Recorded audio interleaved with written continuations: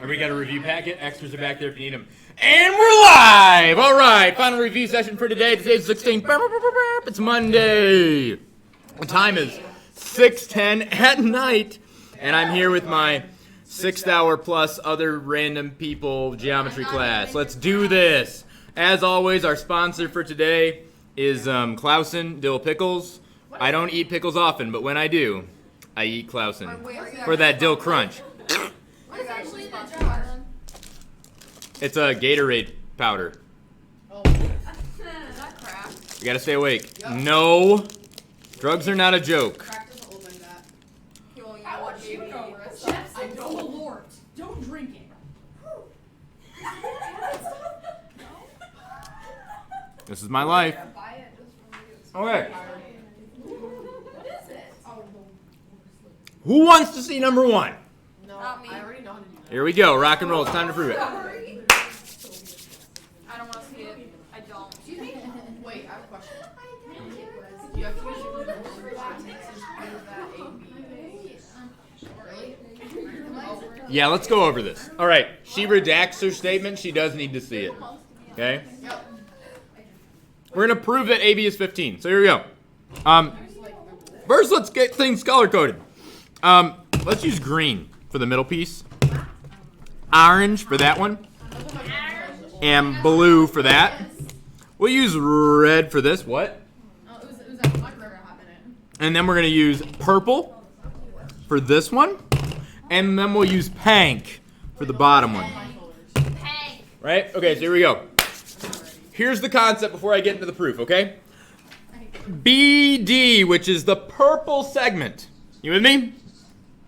Is made up of two segments, BC and CD. So green and orange, right? So I'm going to write by a segment addition postulate that BD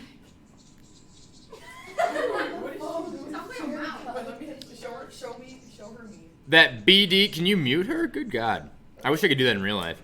BD is BC plus CD, right? By segment addition postulate. So I'm gonna write that. Before I do, I'm gonna do the same thing for this one. AC is AB and BC combined for segment addition, right? And the reason I'm doing this is because I'm gonna find out what AB and CD are, and then I'm gonna add all those up and set them equal to this and solve for X. Then I'm gonna take X and plug it back in up here, and it's gonna get me AB. Okay? So I know that BD, the purple segment, equals the green segment, BC, plus the orange segment, CD. How do I know that? By segment addition postulate. It says where you can add up the little segments to make the big segment. That's segment addition postulate. Then I'm going to do substitution and put in their values. So this is negative x plus 1. And BC is 6. And CD we don't know, so we're just going to leave it as CD, and we're going to solve for what CD is. So that's by substitution. We substituted stuff in, right? That's subs with an S on the end.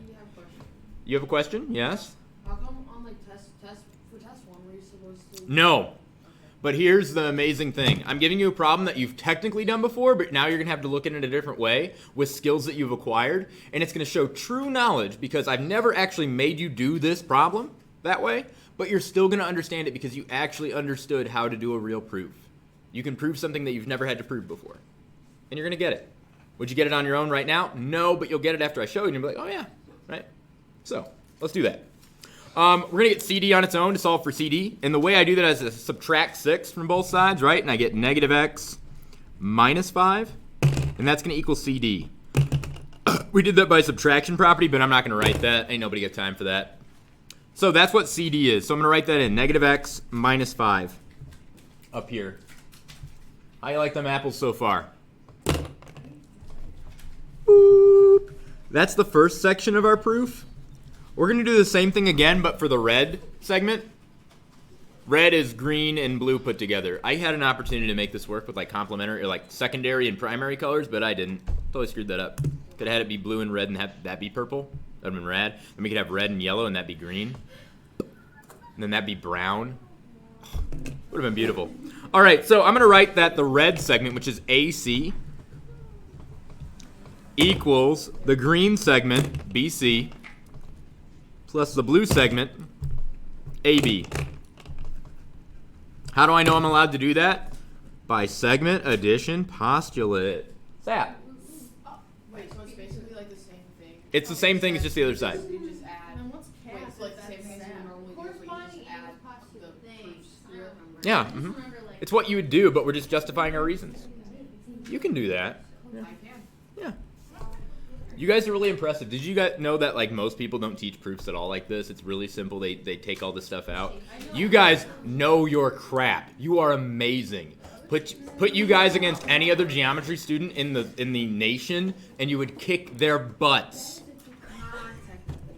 You really would. You really would. Each and every one of you, even the worst of you, would do really well. So now we're gonna plug in. Now we're gonna plug in what AC is. It's x plus 16. And we're going to plug in what BC is, which is 6. And we don't know what AB is, so we're just going to leave that alone, because that's what we're solving for. And that was by substitution, because we switched stuff out, right? We plug stuff in. We plug in a value for x, we plug in numbers for this, same thing, right? And now we're going to solve by subtracting 6, which means we get x plus 10 on this side equals AB. So that's what AB is, right? So we're going to write that in up here. AB is x plus 10. So that's the first half, and we're almost done.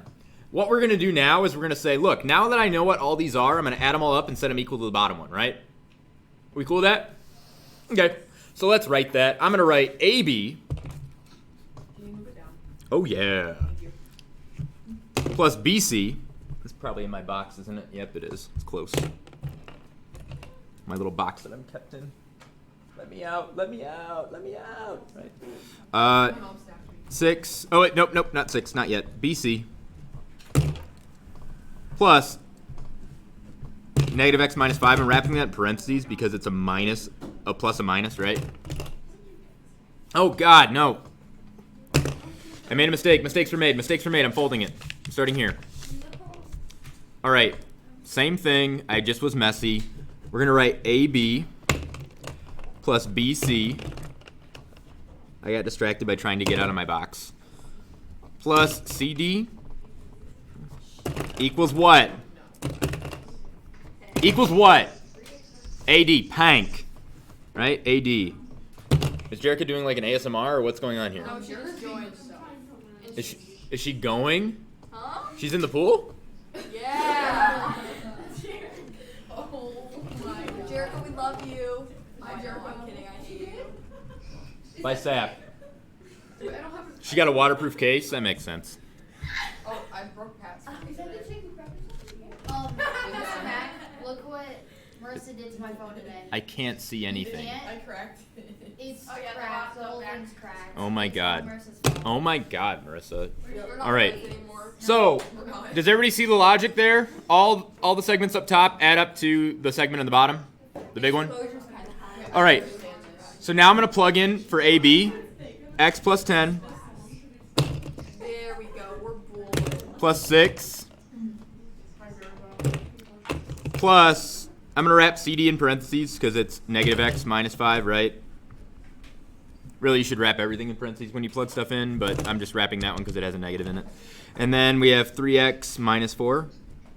I did that by subs, right? Substitution. Now we're going to add them all together. And notice that x minus x goes away, which is nice because the whole point of math is to make people and things go away. 10 and 6, it makes 16, and then we subtract 5 and get 11. So it's 11 equals 3x minus 4. Then I'm going to add 4 and get 15.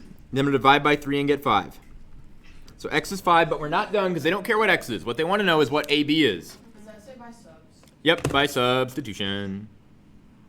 Marissa, did you not do some prompts today? No, because I...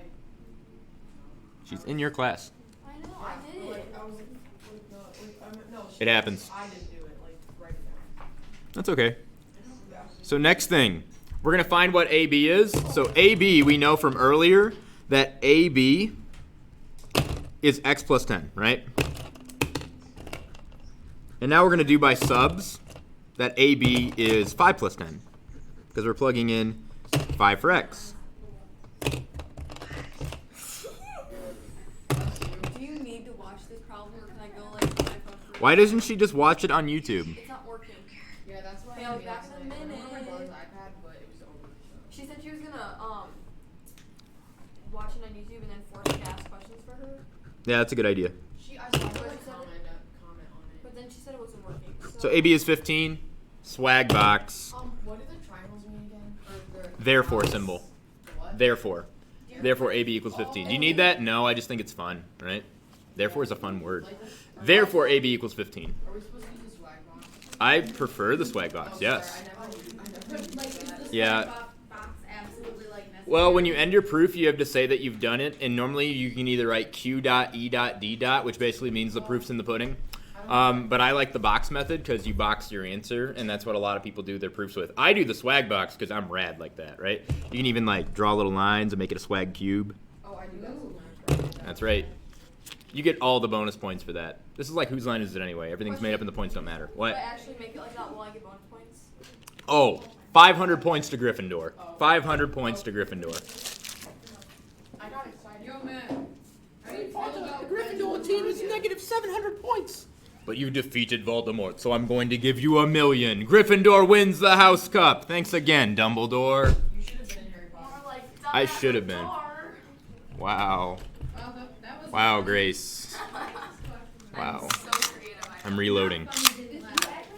We have Jacob. Does anybody know how to solve a Rubik's Cube? Nothing's wrong with Jacob. We love Jacob. All right. I gave myself a How do you feel about this problem? Yeah, it's a lot, but like, it's not that bad, right? I have a scarf in there. Like, and you look freaking amazing when you do it. No. She thick, but she don't have a lot of problems, right? It's what we like. I have a scar on my pinky from 7th grade. Oh my God, this is what happens to you guys when you are at late at night. You get really hyper. And I have a pencil. I'm gonna snort all this Gatorade powder like a pixie stick. Like, what is it? Do not snort Sprite. It'll actually give you an aneurysm. I had a biology teacher that would snort Jello If you like snort it while I made money. straight through his nose. Jello cube. His name was Mr. Lavelle. That man is a legend. Shout out to Mr. Lavelle. Hope you're still alive. No, he had a heart attack a couple years ago. Yep, Mr. Lavelle's the best. You see me squirt my nose. Nope. How do we feel about the first page?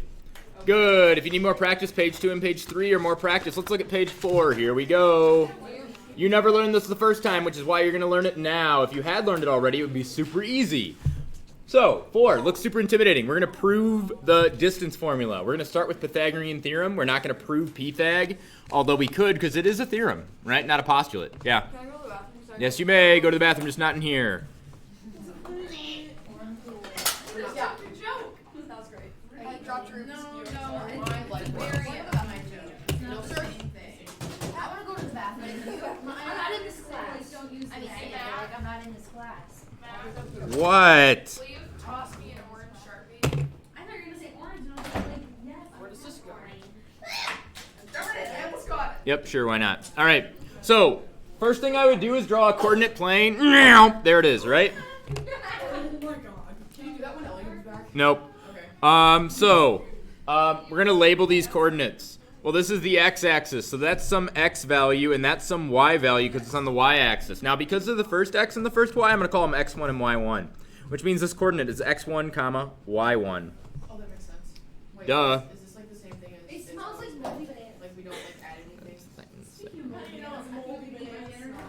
This coordinate over here is the second x, so it's x2. Notice it's the same y though, right? So that coordinate's going to be x2, y1. Feeling good? Feeling good? I explained this on my portfolio. That's beautiful. No one cares. Next. Oh my God, I liked it better when you were in separate classes. This is y2. So it's going to be x1, y2. You and Dylan are so much quieter. I like it better. Who? Dylan. You want part of my I know. dinner? Which person are you talking about? Me. Why do you do that? How do we feel about labeling the coordinates? Good. Gucci? Nice. All right. So this one. Notice that A is going to be the same length as the distance between y1 and y2. Yes? Can I go get my other Sure, bag? why not? I don't care. I'm not going to stop you. All right, you ask permission for everything. It's adorable. All right, this one right here, right? y2 to y1, it's the distance. Distance is subtraction, so we're going to subtract y2 from y1. Why does this make sense? Because if that was 10 and that was 3, how much space is between? 7, right? We subtract. So A is the vertical distance, which is the y values. B, on the other hand, is the horizontal distance. It's this distance, which means it's going to be the distance between the x's, which means x2 minus x1. How do you feel so far? Gucci. All right. So A is y2 minus y1. So I'm going to write that down. Write that down, write that down, write that down. Then I'm going to take B. And B is x2 minus x1 for this problem. Now I'm going to say what those mean. Well, this is talking about vertical distance because it's subtraction, which is distance, and it's vertical because it's y. Then we've got this, which is horizontal. I know, we've seen it before. No one cares. Horizontal distance. Always do it. She's a demon. Okay. I can't do this. She's eating her banana sideways back. That's amazing. That's the kind of chaotic energy I can support. I had a Kit Kat earlier. I should have eaten it just by taking bites out of it instead of breaking it. That's how I typically do it. But right now I'm feeling No, particularly because calm. last time I ate a banana normally, I got made fun of. So I've just always done it like this ever since I was a wee nub. I don't eat the bottom of the banana. Neither do I sometimes. I do. Oh my god. You eat the peels of oranges? Actually, What? I have no. My All right. parents do, though. No one saw that. All right. So how do we feel so far? Because we're basically done. Feeling good? Feeling great? Awesome. Your thumb bends a lot. Aren't you plugging at your devices? Yo, Matt, look how long my thumb is. Nope. Please. Nope. Darn. Just eat your banana, Pythagorean. So now Pythagorean Theorem. What is Pythagorean Theorem? A squared plus ba squared equals sa squared. Now we're going to plug in for A and B. We know A is y2 minus y1 for this problem, so it's going to go there. And B is x2 minus x1, so it's going to go there. So I'm going to plug it in. When I plug stuff in, I always wrap it in parentheses. Duh. So for this one, x2 minus x1 goes here, because that's what B is from the diagram. And y2 minus y1 goes there, because that's what A is from the diagram. We did that by substitution, so write by substitution. Then, we're going to root it. Oh no, it caught in the paper. Because there's a fold there, because I messed up earlier. Don't forget your squares. Everyone forgets their squares.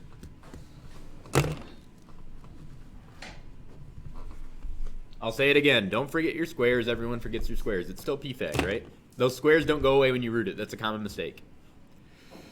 Wouldn't make sense. Questions? Does anybody know why the squares can't go away? Yes.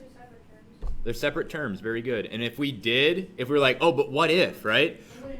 It wouldn't work because 3 squared plus 4 squared we know equals 5 squared because that's a perfect right triangle, right? 9, 16.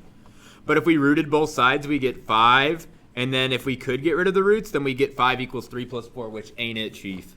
Ain't it. So the squares have to stay. Why are you copying me? Oh my god. No one can do this, guys. Okay. Okay. I was coughing. That's probably how they came up with that. Guy's like clearing his throat. Oh, that was rad, man. Oh, yeah. Yeah. That was better than I thought it was gonna be. Oh my god. All right. Did they go to the pool? What's taking so long? I think it's sad. Gotta go drop the kids off at the pool, go take the Browns to the Super Bowl. Taking the Browns to the Super Bowl. All right.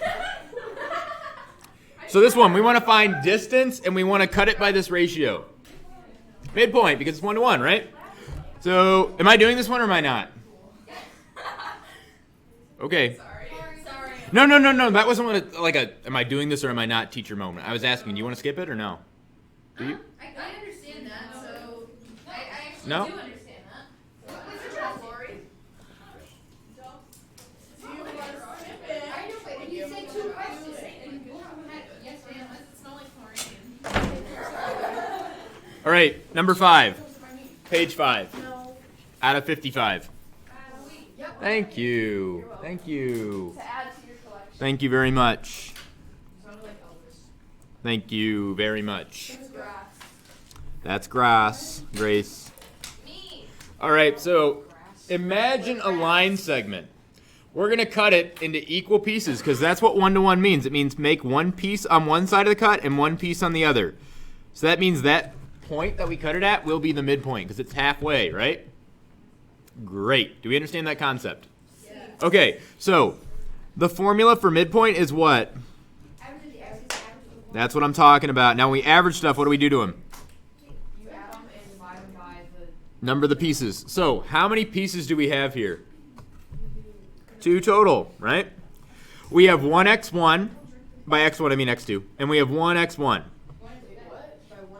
We have one of those and one of those, right?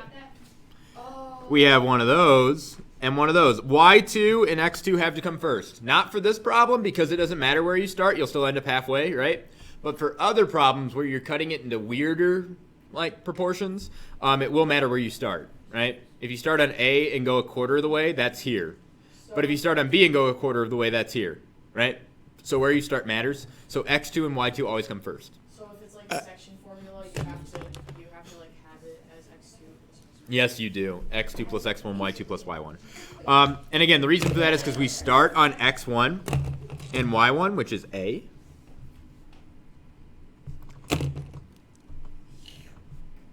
And then we move towards x2 and y2, which is B. Okay?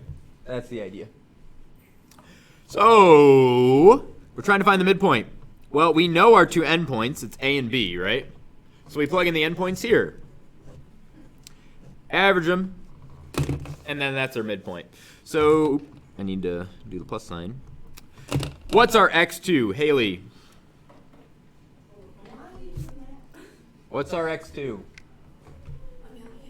What's our x2? 1. So I plug that in. 1. What's my x1? Katie.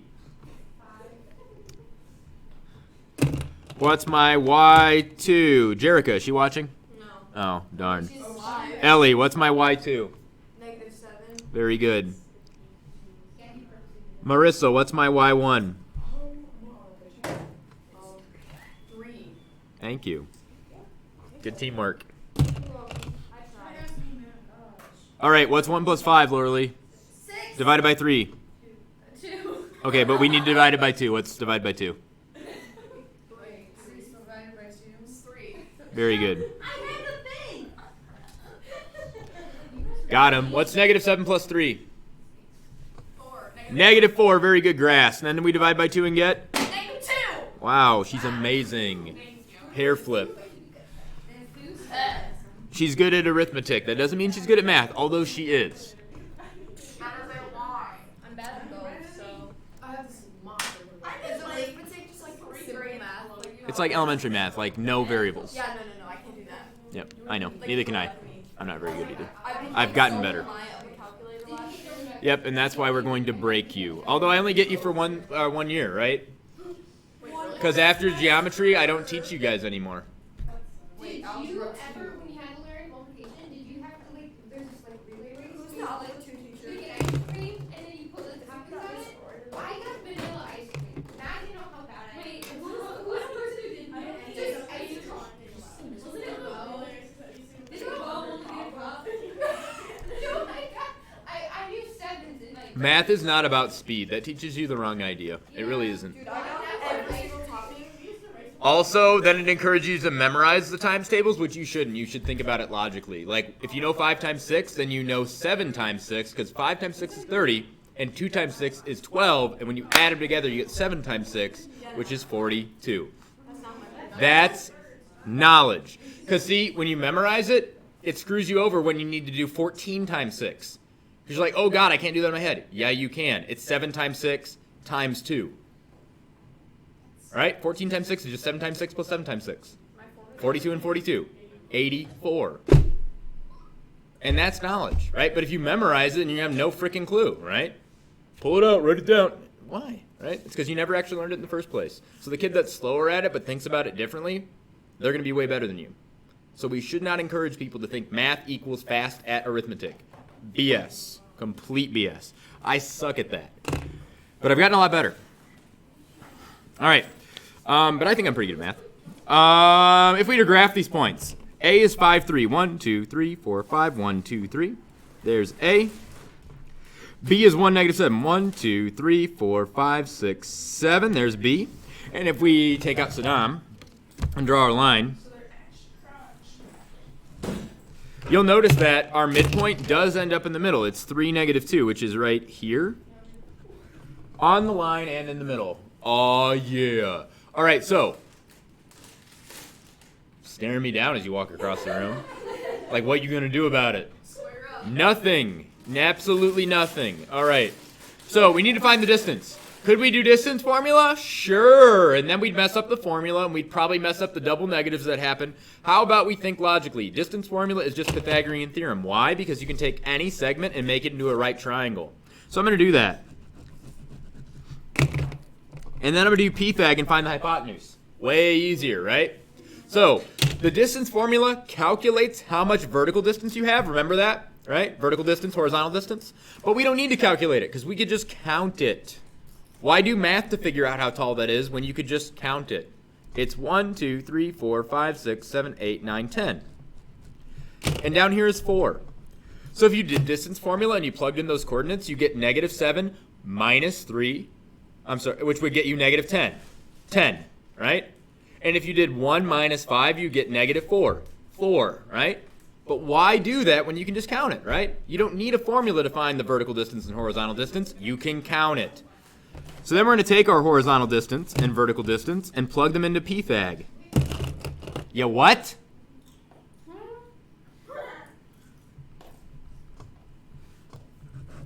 Square matter root. We get 16 and 100, which is 116. Yay!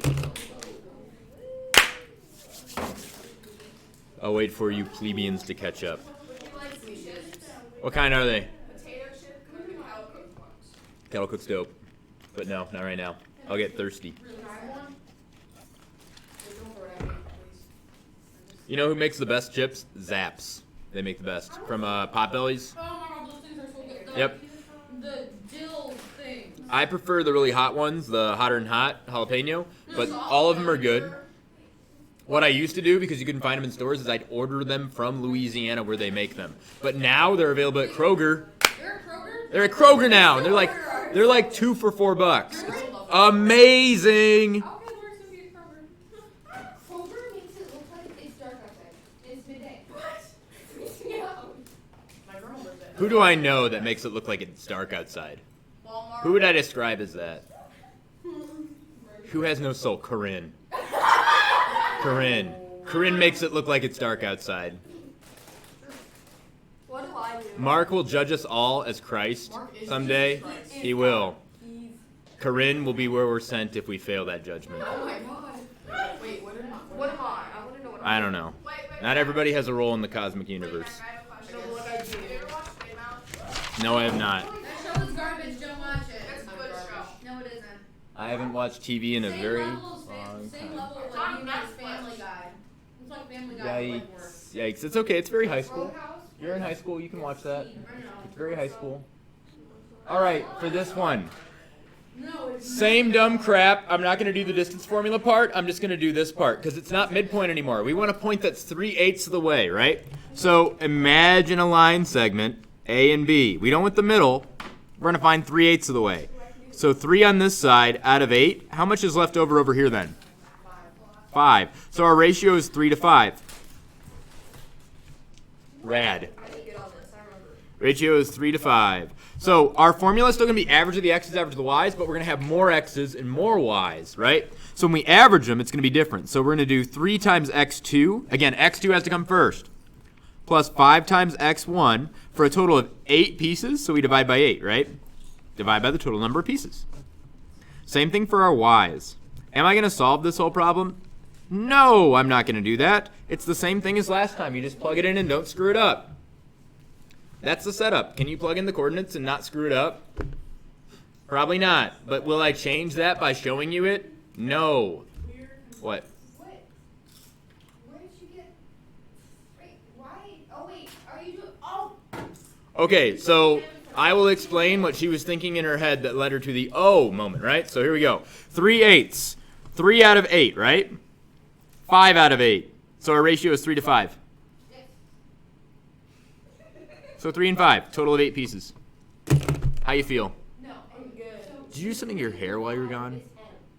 I went like this and I went like this. Wow, very shiny. It's got like a nice little fold here too. So you have. Did you let your hair down? What happened? What, have you always had that much hair? Oh my god.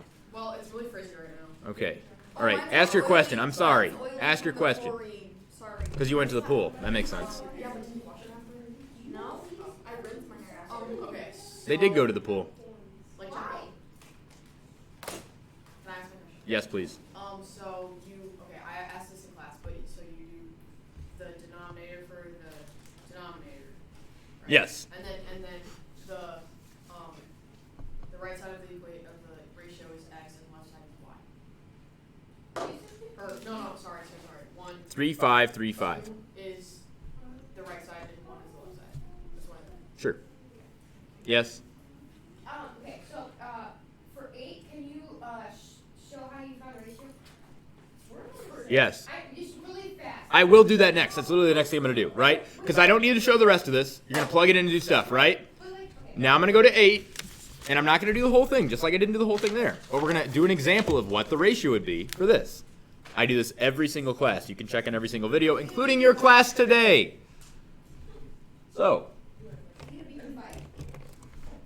what's it going to be? What's it going to be? A to B, 2 on this side, a total of 7. Going to be 5 over there. So you just subtract it and then just keep it in.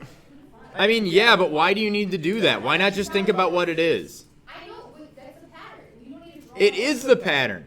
But, like, it's 2 7s. How many 7s are left over? 5 7s, 2 to 5. It's the number of pieces. No, it's not. 2 7s versus 5 7s is 7 7s. Mr. Mac, Jerica has a question. Yes, She Jerica? wants to know what she is in the cosmic universe. I'll think about that one for a while. I want to know A what person who poops in the pool. What's the cosmic purpose of a person who poops in the pool? Everything. Wow. What is the cosmic? Purpose of a person who poops in the pool. Like, what's the Greek version of that? What? Greek mythology. In Greek mythology, who poops in the pool? I was gonna say Narcissus, but then I'm like, No, probably not. No, not Narcissus. What's Jerky's favorite Greek god? Okay. Probably something like I like how I do Greek gods. Yeah. Me too. All right. How do you feel? She would say like 2x2 plus 5x1 over 7. Right? that makes so much more sense. That's all it is. That's all it's ever been. I want to ask me. 9. All right, so midpoint formula normally gives us our 2 endpoints, right? We take our 2 endpoints and we plug them in. Of course there is. Who is it? It's Sterquilnius? Easy for you to say. Sterquilus. Yeah, of course she I don't know who he is, I just wrote the name. Wait, can you spell it out? Sterquillinus.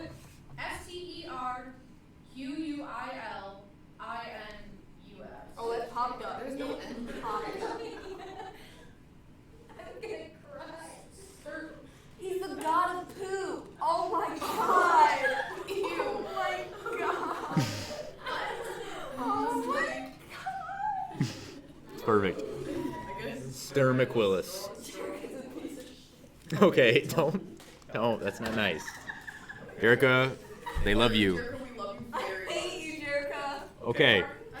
So normally we take our endpoints and we plug them into midpoint formula, and it gives us the mid. I swear to God, you're all gonna be confused in this one, like you were on the test and the quiz.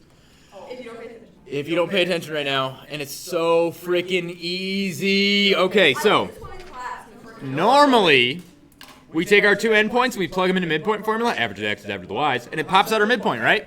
But for this one, we only know one of the endpoints, and they give us the midpoint, and we're trying to find this guy. So that's our midpoint.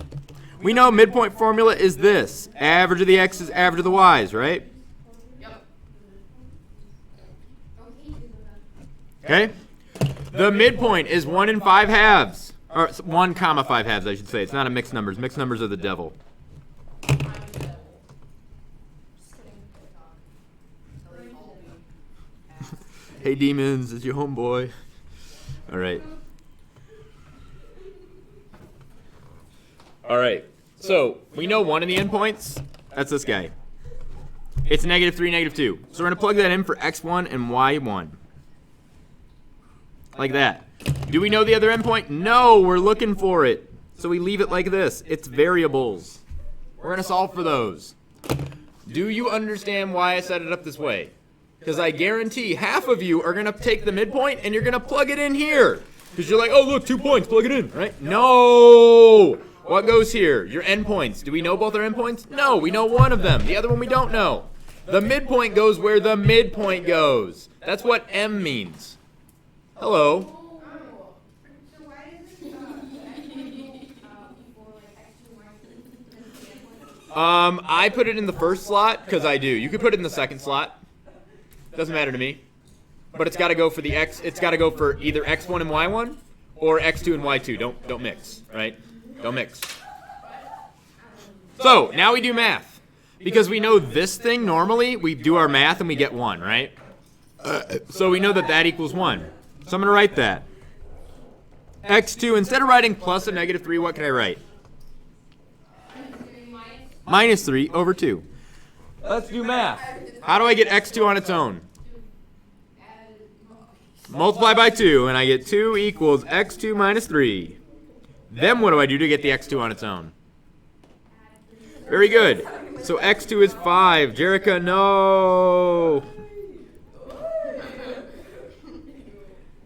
Whoops. It's not. Oh, no.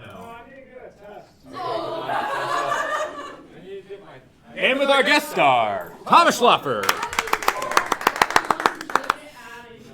All right. Wait, can I have chip? No. Thank God. What? Ellie threw something on it. Ellie. She always draws stuff on. That's not okay, Ellie. What's wrong? Okay. So x is 5 for the endpoint. Now let's find the y. We have y2 plus a -2. How can I write that better? -2 over 2 equals 5 halves. Do not fear. We are only multiplying. It'll be okay. We have 5 halves over here, and we're going to times it by 2 to get rid of the division, right? So when I do that, if you need to, go over on the side here. What's 5 halves times 2? 5. It's going to be 5, because 2 divided by 2 is 1, times 5 is 5. Or you could do 5 times 2 and get 10, and then divide by 2 and get 5, right? It's up to you. Times by the top, divide by the bottom, any order you want. Just make sure you do both. So that's going to be 2 equals y2 minus 2. That's a lot of 2's. Then we're going to add, and we're going to get what? Oh, that's not 2. It's 5. We said it was 5. We said it was 5. Then we're going to add 2 and get y2 is 7. So 5 comma 7. Again, I mentioned this in every class today. If this blows your mind in a good way, then take it. If it blows your mind in a bad way, then forget it. Here's the idea, right? I'm on -3 for my endpoint, and I'm walking towards the midpoint. I go from -3 to 1. How much did I increase by? -3 going to 1. How much did I increase by? 4, right? So if I increase by 4 going to the midpoint, how much should I increase from the midpoint to here? 4 as well, right? Because it's the same on both sides. So if I went from 4 to get to here, I should go to 4 to get to there. So I get 5. 1 plus 4 is 5. -2 to 5 halves, I went up by 4.5 to get there, okay? So that's 2.5. If I add 4.5 to that again, I get 7. Do I need to see all this work? Yeah. But could you check it using that logic? Of course. Does that make sense? Great. Sick. I could do a drawing to explain it, but I won't. Even though I like the drawing. Okay. Do you need to see another one of those or no? No. Yes. No. Man, I have a question. What? Are you good at peeling oranges? Like, I am whatever means I do the least amount of work here. okay. Well, do you know how to peel an orange if you don't have nails? I don't even know what an orange is. Bite into it. Never seen it. That's what I just did. I don't even know who you are. Anyone want to see how to label an angle? Map Pam A5. Raise AM AP. Pam from the office. That's right. I hate the office. 13. Makes me want to cry. Can you not stand the cringe? Is that why? No, it's You're one of those people? so boring. Got it. Yeah. How about angle classifications? Okay. My handwriting's so messy. Want to see them or no? No. What about reflex and revolution? Reflex angle? Well, reflex angle is the hyperextension one, which means it's anything bigger than 180 and less than 360, right? Revolution? 360 exactly, right? All the way around? Oh, revolution, right? Complementary, add up to 90. Supplementary, add up to 180.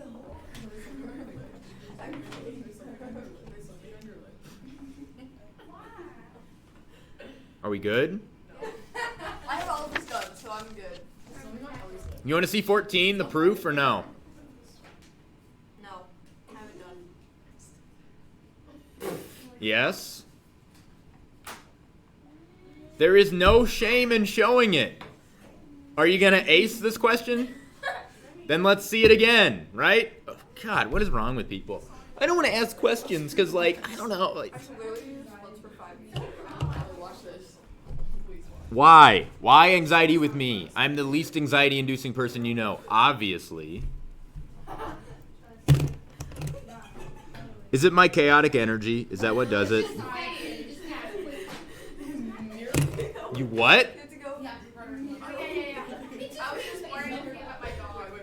All right, so notice that I labeled the diagram wrong. CAF is this arc, not that arc. Oops, I was trying to be helpful, but I forgot to change it. Sorry. BAF is 165. No, it's not. It's 135. We're going to prove that. My bad. I made one mistake in the whole packet, okay? It's pretty freaking good. While changing all the problems. Some of them. All right. All right. I don't know what you're saying, but I'm sure it'll be picked up by that mic right there. No, it didn't. No, it didn't. No, it didn't. It's pointing right at you. We'll go back. Timestamp. What time is it? How far are we in here? I don't know. I don't want to read it. It is Timestamp with what Ellie said 6:52. right now. 2:56 a.m. That's okay. That is nice. All right, everyone shut up. Here we go. So here's what I'm going to do before I get started. I'm going to say that these three angles right here all add up to this one by angle addition postulate. Then I'm going to substitute their values and say 35 plus 2x plus 40 equals 95. Then I'm going to solve for x. X is going to be 10. Then I'm going to say that these four angles all add up to BAF by angle addition postulate. Then I'm going to substitute their values. 4x plus 35 plus 2x plus 40 equals, I don't know yet, BAF. Then I'm going to plug in 10 by substitution and say that 40 plus 35 plus 20 plus 40 equals BAF. And then I'll put all of them together and I'll find out that BAF is 135. Do you still want me to go through this? I can. Yep, okay, great. Let's do it. First, we're going to write the given. Jeremy's having a mental breakdown. Given. Is she for real? She's like crying. Okay, tell her that I love her and care about her very much. Why is she crying? Jericho, she loves you and he cares about you. Vanished. Why would she do that? She's stressed. About my class or no? Everything. Okay, she does not. Wow, that's awesome. I need to show you something really cool about that. Remind me. No, it's called the Euler spiral about like Leonard Euler. This is really cool. It's really, really cool. I'll show you. It's the same thing with like how they have like the F carves out in like wind instruments or string instruments, right? It's a really cool thing. All right. Math, man. Put that on the back wall. Staple that. What? Would I get in trouble? No, they dry really nice. I know. Okay. Put it up there. Okay. Where's the sticker thingy? I usually dry them out so thumbs up. the birds can nibble on them because they like them. Where's the thing that'll poke it in the wall? I don't know the grow things. Oh, staple it here. I don't even like this. I don't have it. All right. So here we go. Well, that's all right. You don't need a license for it in this state. It already fell apart. All right. Don't do that. Push it back in. Reload. All right. So, given that, I'm going to write that this one, CD, DE,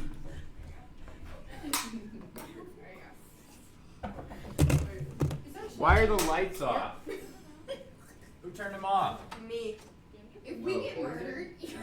it's 7 o'clock at night. I'm not getting locked inside and I'm Oh my god. Small children, but big children are okay. More or less, okay. You make sure, okay? I have to go like this to actually do it. I have an addiction of the Dr. Pepper. I love the staff here. Staff and teachers here are great. And students. Just no. Especially the ones This is my named secret Versa. geometry. Have I been doing this all day and calling it C, D, D, E, and E, F? They're not line segments, they're angles. I've been doing this all day Wait, on no, every single one, haven't I? Wow, another mistake. No, you haven't. No, I have it written down. Like I did this. CAD, No, look. angle CAD. Oh, good, good. Okay, so I'm just doing it now because I'm distracted. Okay, angle CAD, angle DAE. Oh my god, please stop. Please stop. No. Never. I'm literally your least favorite student. No, I think I am. No, No. I think I for sure am. No. And then we have measure. McKenna, you can open your hymnal up to page 11. I don't. You know how like in church you have to read like the song books? I still don't know how to read them. I know. That's a joke. All right, which equals measure CAF. Calf. Yep, that's right. Great joke, Marissa. Top-notch stuff. Look at what I just said. All right, and that is by What I just said. angle addition postulate. We all know that. You're on that. That's a I feel like Don't bully Jerica. Do not bully her. Jerica. Does that say? No. Where's Don't my? bully I was me. like, I thought she was like over there or something. It's like what? She like Hey. pops out. Like I like. Oh my God, shut up. Okay, so all these angles add up to this one by angle addition postulate. Then I'm going to substitute their values. CAD is 35.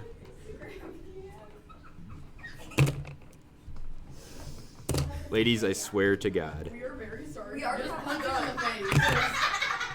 At least, okay. At least it was- No cackling. Oh my god, McKenna. I liked your moon. Oh, thank you. Oh god, what's that song called? Why was that such a bad joke? Why was that so bad? Oh my God, save me. No. Never on his phone. All right, then I switched out their values by substitution. Marta was here. I could go get Marta to save you. I don't know what that is. Sydney's mother. My name is Marta. Oh my God. Okay, so I wrote that. Great. So now we're going to solve for x. That's a 7. Which means 2x equals 20, which means x equals 10. I know, right? How you feel so far? Jerica wants that. What is it? Get out of here. All right, so x is 10. That's step 1. How do you feel? Set up, plug it in, knock it down. Okay. Next thing is we're going to say all those angles are going to add up to BAF. So I'm going to write that. Let's do not dark blue, I already used light blue. Let's use red. So I'm going to write that measure of angle BAC I put BAF, but that's probably. plus, that's okay, you can write BAF first. I'm writing this part and then writing equals. You probably did equals and then wrote all the stuff. Plus measure of angle CAD plus measure of angle DAE plus measure of EAF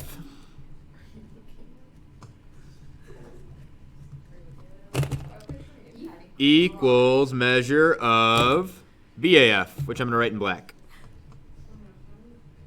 It's like I knew. How do you feel about that idea? That is by angle addition postulate. Yes. Okay, then we're going to plug in all the values using subs again, right? So let's do that. BAC is 4x. CAD is 35. DAE is 2x. And EAF is 40. All right, Lauralee, you're here because you need to learn stuff because you didn't learn it earlier. Please learn now. We don't know what this is, so I'm going to leave it alone. That's what we're trying to prove, right? And I did that by subs. What do you think about that? Fair? Now we're going to do math by plugging in x, 10 for x by substitution. So I'm going to write this. This is really dumb, but I'm going to write it. Oh, way smarter. Way smarter. Well done. Less writing. What's 4x plus 2x? 6x. Success.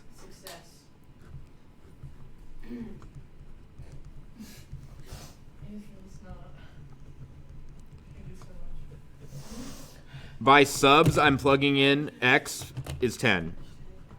I'll accept that. That's awesome. Now I've got 60 plus 75 equals measure of BAF. And then that's going to be 135.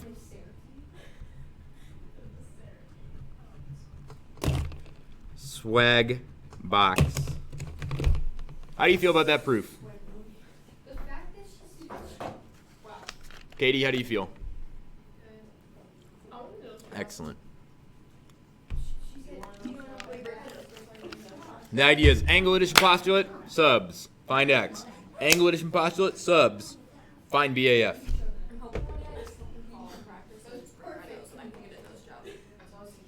Do basketball, you can smack yourself in the bleachers. My cousin goes out during basketball all the time. Though, like, really, if I, like, broke my nose, it'd be a blessing in disguise. Because I'd be able to get a nose Your job. nose is literally regular. You know what I mean? Ellie, Yeah. that ain't it, Chief. People break their noses all the I time. know, but nose jobs have a chance of being worse than what they were before, and the odds of it being worse than what it is now is pretty high considering your nose is pretty normal. No, it's not. It actually is. Literally, No, I'm you know, not like one of those, like, snatch nose, or it's like, She's more. you don't have to scare yourself Wait, I out have of to getting restart a it. nose job. Watch Bosch. 'Cause I This like is- to do that all the time. People shower because it's a trend. Oh, I've seen this. Someone else doing it and everybody else doing it. I want to do it. I want to fit in. I want to do it. You have to think to yourself, why do I shower? Why do I bath? Why do I do it? Bath. Why do I get out of doing this? Am I going to starve if I don't take a bath? Am I going to die if I don't take a bath? This is inspirational. It's not a necessity like food. and Necessity. water. Basically, you're just wasting your own water bill for no reason because you want to fit in. And I understand it because people don't know if you shower or not. Anyways, they cannot tell. They cannot. Why don't you take a shower? That's my mom. People shower.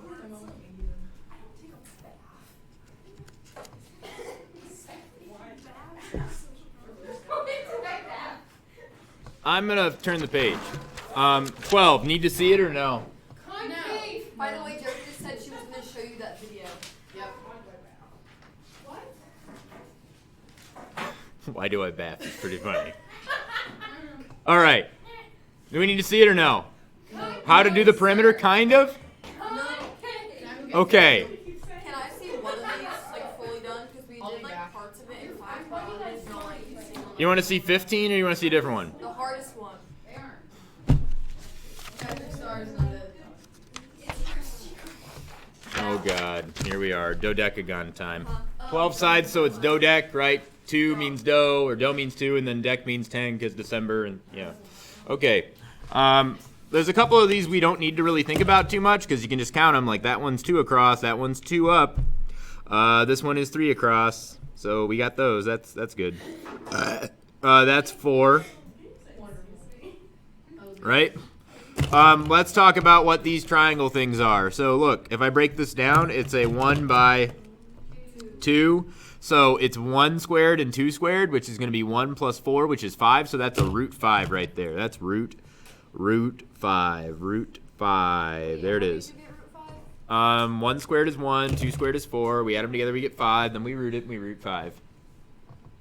Better or no? I can explain slower. Can you explain it slower?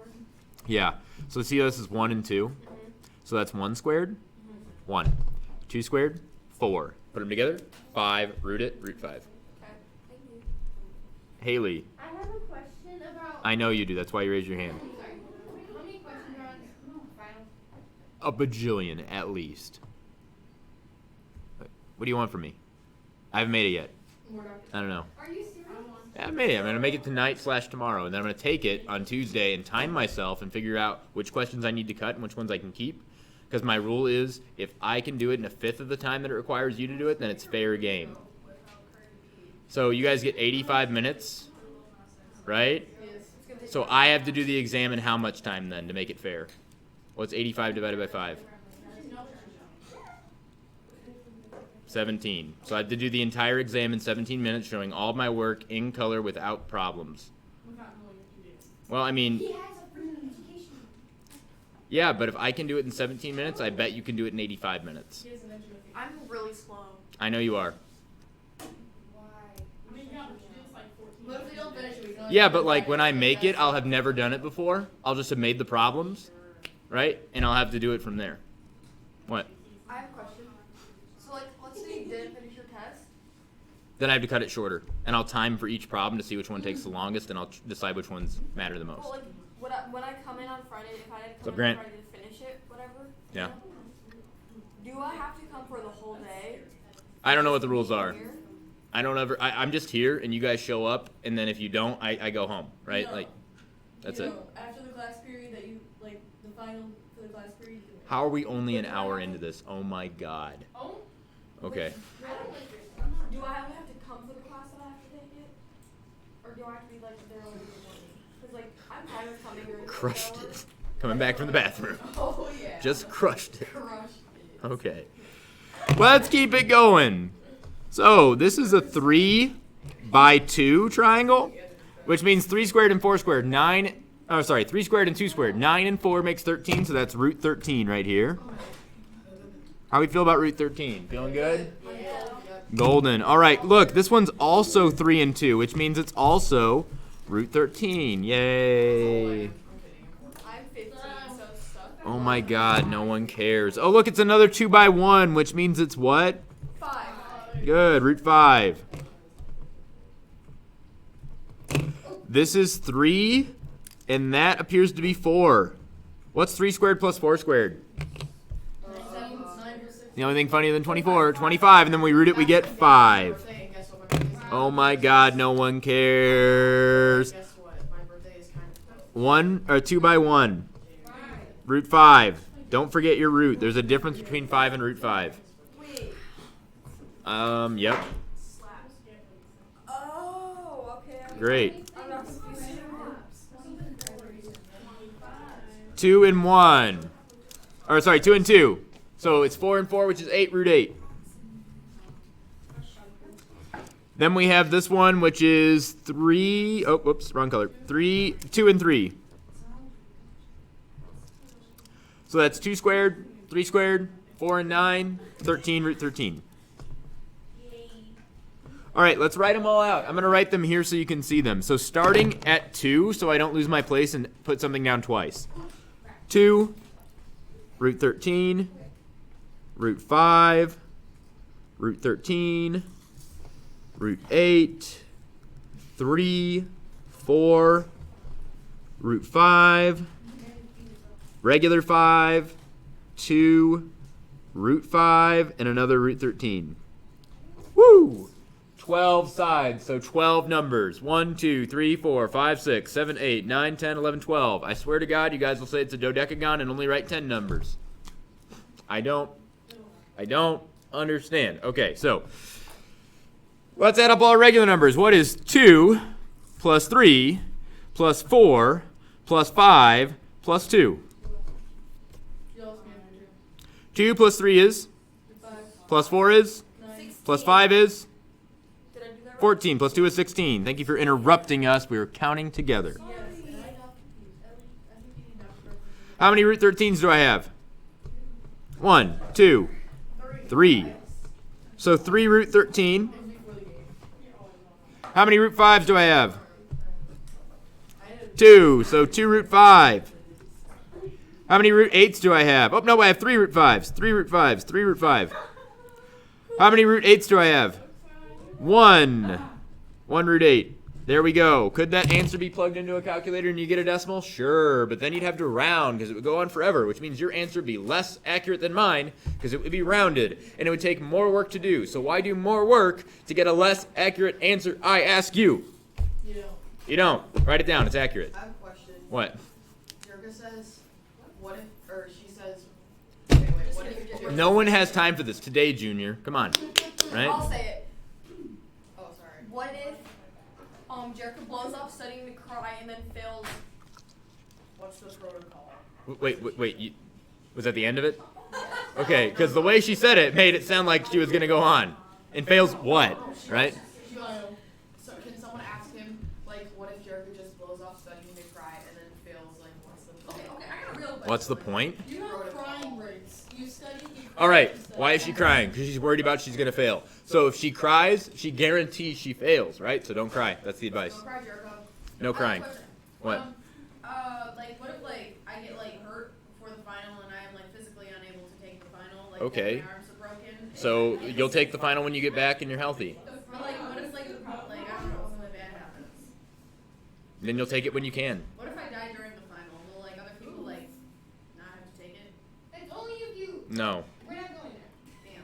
Damn. No one is allowed to do that ever. The saddest thing about being a teacher, other than the fact that you all leave me eventually and never come back and never talk to me ever again, which is very sad, because I think about you all the time and I tell stories of you to my kids, like I told you about my Newark kids and my Sandwich kids, right?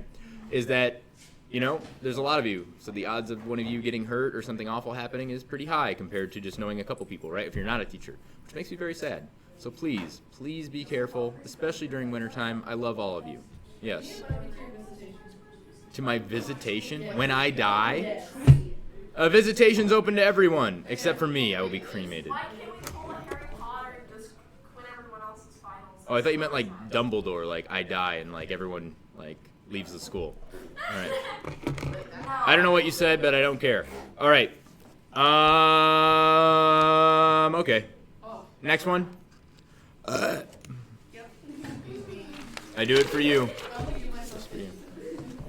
Yep, that's what Coca-Cola does to you. That's why I don't drink cola. I have one kidney, so I'm. All right, pausing for station identification. Today's stream is brought to you by Mountain Dew, the thirst-quenching green drink that comes in this bottle and is only for me. Shout out to Landry and Grayson.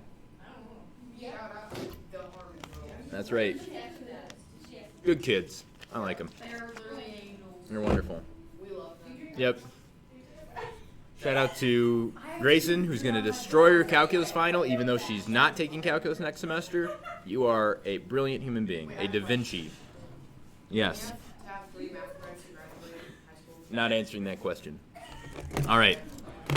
All right, do this proof. Well, what properties of equality are we going to use? The Addition and division, right? Also substitution, right? Because you have to plug in that instead. No, we're not doing that. We're trying to prove that. Oh, We have to pretend we don't know that, right? okay. And make it happen naturally. So what we would do is we would say, look, Is it just like algebra? yep, but backing it up by add property, right? Don't say that word. Just Algebra hard, don't say that. Add property. division property of equality, done. I cannot wait to fail math next year. I'm pumped. You're going to be fine. All of you are trained. You're going to be fine. You've made it through one of my classes. You're going to be amazing.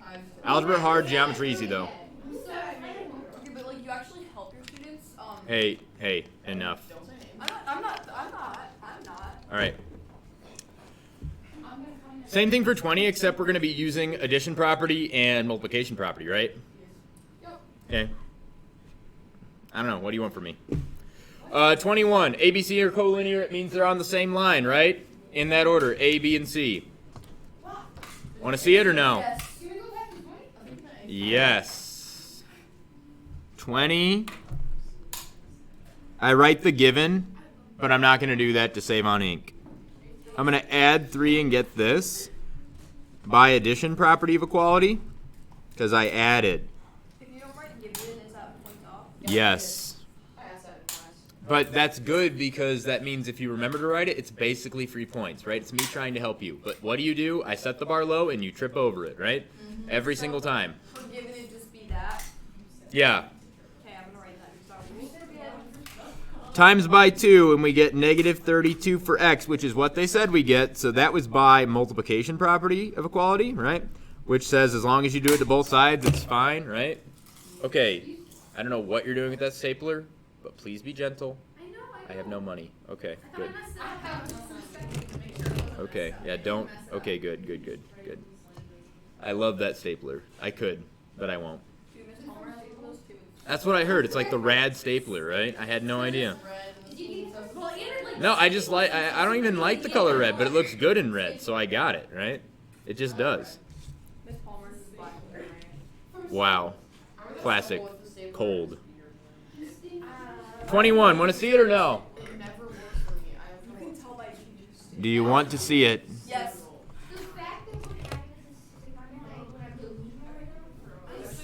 Given this. We were thinking next semester of doing a lock-in with a pool party and a cookout. Jericho will poop in the pool. These are risks that we have to take. Don't do this. Don't do this. Stop. Please stop. No. What? So we can do this. Awesome. No. Games club do it? No. Movie night. Movie. Movie night. I'm not in Games Club, but you know. You can join Games Club. Everyone should join Games Club. That way I do get to see you in the coming years. Grace has never seen Monty Python. That's okay. No, it isn't. So that's what's given to us, right? Great. So here's what we're going to do. We're going to put these segments together. I'm going to call this the red piece, and I'm going to call this the blue piece, and I'm going to call this the purple piece. Oh my God.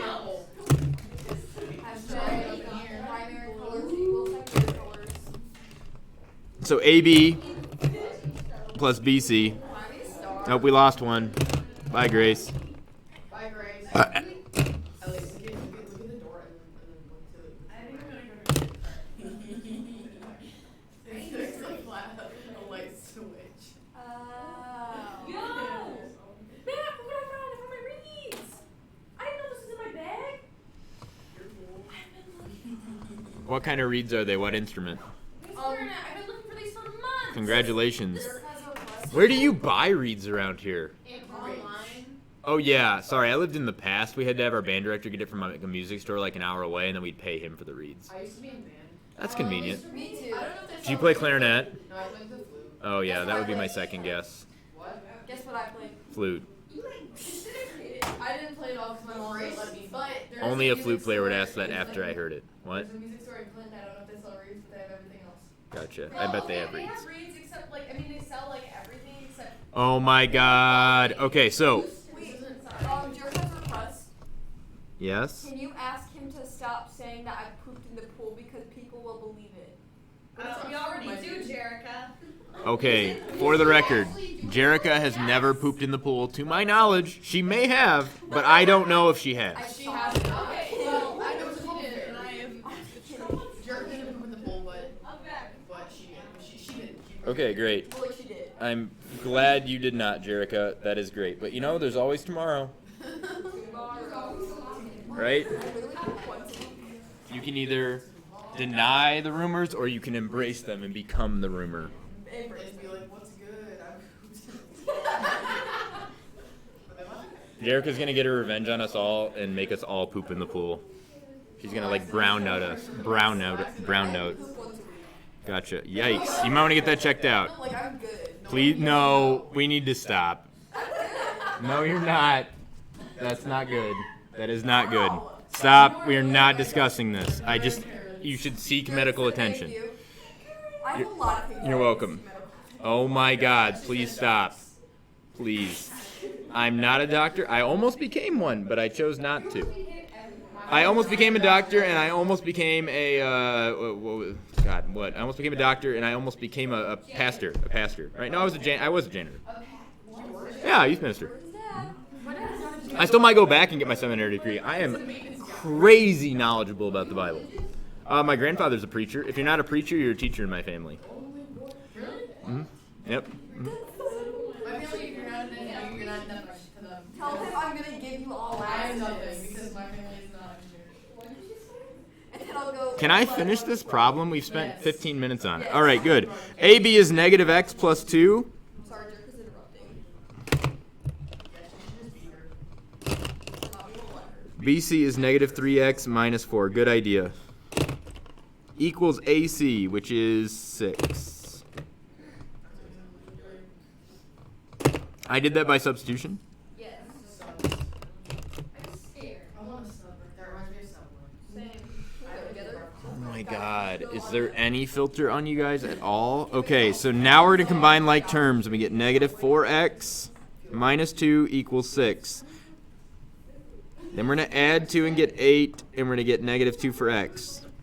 Now we're going to take that and plug it back in because we need to prove that BC is 2. So we are given BC, which is negative 3x minus 4. Do you have to write all the steps like addition? No, not for this one. I'm probably not going to even make you do the ones that are above there. Spoilers, they're way too easy. Negative 3x Like, that's good when it's easy. minus 4. I know, but that's why I spot you the points, right? Who's grass? Grace. I feel like I am worthy of being a good noodle. I think we need to shut up. Nah. Nah, fam. And that was by substitution, right? I plugged it in by subs. So right subs. If you pulled up his pants, they would have won. Stop. Yo, you were sitting at the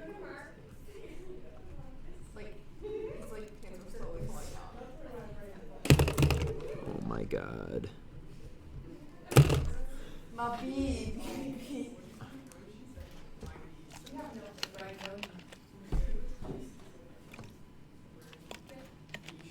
I'm so glad I wrote all that down. I lost.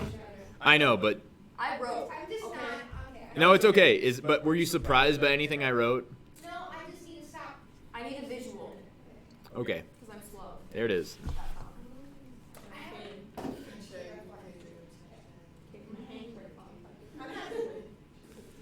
Not a single one of you bought a pizza.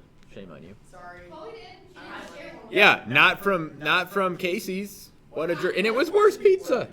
She went out of her way to not give me a box top. I can go up. No, and buy stop. a Pizza happy My Meal. family has a collection. I can just like. Please don't do that. That's not good. Don't steal stuff. 23. We're on problem 23. We are nearly halfway through the time, but we are on problem 23 out of 110. Well, stick it back to me. All right. You need to see 23 or no? No. You want to see it? No. You need to teach me like your Regular x's go with regular x's. X squareds go with x squareds. Right? Regular numbers go with regular numbers. Right? But then I get all the signs mixed up. Yep. Don't do that. X over 3 just becomes X. Don't screw around. X over 3. I'm not. I fell. Would it become what? 3X. No. Why? I don't know. Because you'd rather it be that? That's not how that works. You can't just be like, I don't like division, it's multiplication now. Right? No. We are allowed to adjust the problem, make it look different, but not change the problem. Do you want to see this one or no? All right. So, ABC. I'm going to draw that. There it is. A. B is the vertex, because it's in the middle. And it says put point D in the middle of it, right? It's in the interior. So there it is. And then they say that ABC is 165. So I'm going to label that. And then they say that ABD is x over 3 plus 45. That's that. Then they say CBD is 3x plus 20. I know, right? So we're going to prove that ABD, the red angle, is 55. Okay, cool. So here's how we're going to do it. Angle addition postulate. So I'm going to write that ABD, the angle, measure of angle ABD, plus measure of angle CBD equals the measure of angle ABC. How do I know that? By angle addition postulate. The two little angles add up to the big one. Awesome. Now guess what I'm going to do? Substitution. I'm going to plug in x over 3, not times 3, plus 45. And then the other one is going to be 3x plus 20. And then I'm going to have 165. That's by subs. Then I'm going to do math. 3x plus x over 3. So how many thirds are in the number 3? I'm sorry. That's what I want. I want this. X over 3 plus some other x's. We can write x over 3 as 1/3 x. How about we do that? Let's do that. 1/3 x. Right? X divided by 3 is 1/3 times x, right? And then 3 times x, I'm going to write that in thirds, right? How many thirds are in 3? Grass. How many thirds are in the number 3? Very good, 9. Because 9 divided by 3 is 3. It's all good. She's not used to being asked questions like that. 65. Who's your math teacher? I do things differently. It's okay. Different is not bad. Different is not better. It's just different. So now we have this. 10 thirds x, and we subtract 65, and we get 100. Now, how do I get rid of 10 thirds x? I want to keep the x, but get rid of the 10 thirds. I'm going to multiply by 3, right? Or you can multiply by the reciprocal. I'm just going to multiply by 3 and get this. And then how do I get rid of the times 10? Divide, which means this is 30. Now we're not done because we want to prove ABD is 55. So I'm going to take that and I'm going to plug it in to ABD. We know ABD is x over 3 plus 45. That was given to us. Now we're going to plug it in by subs.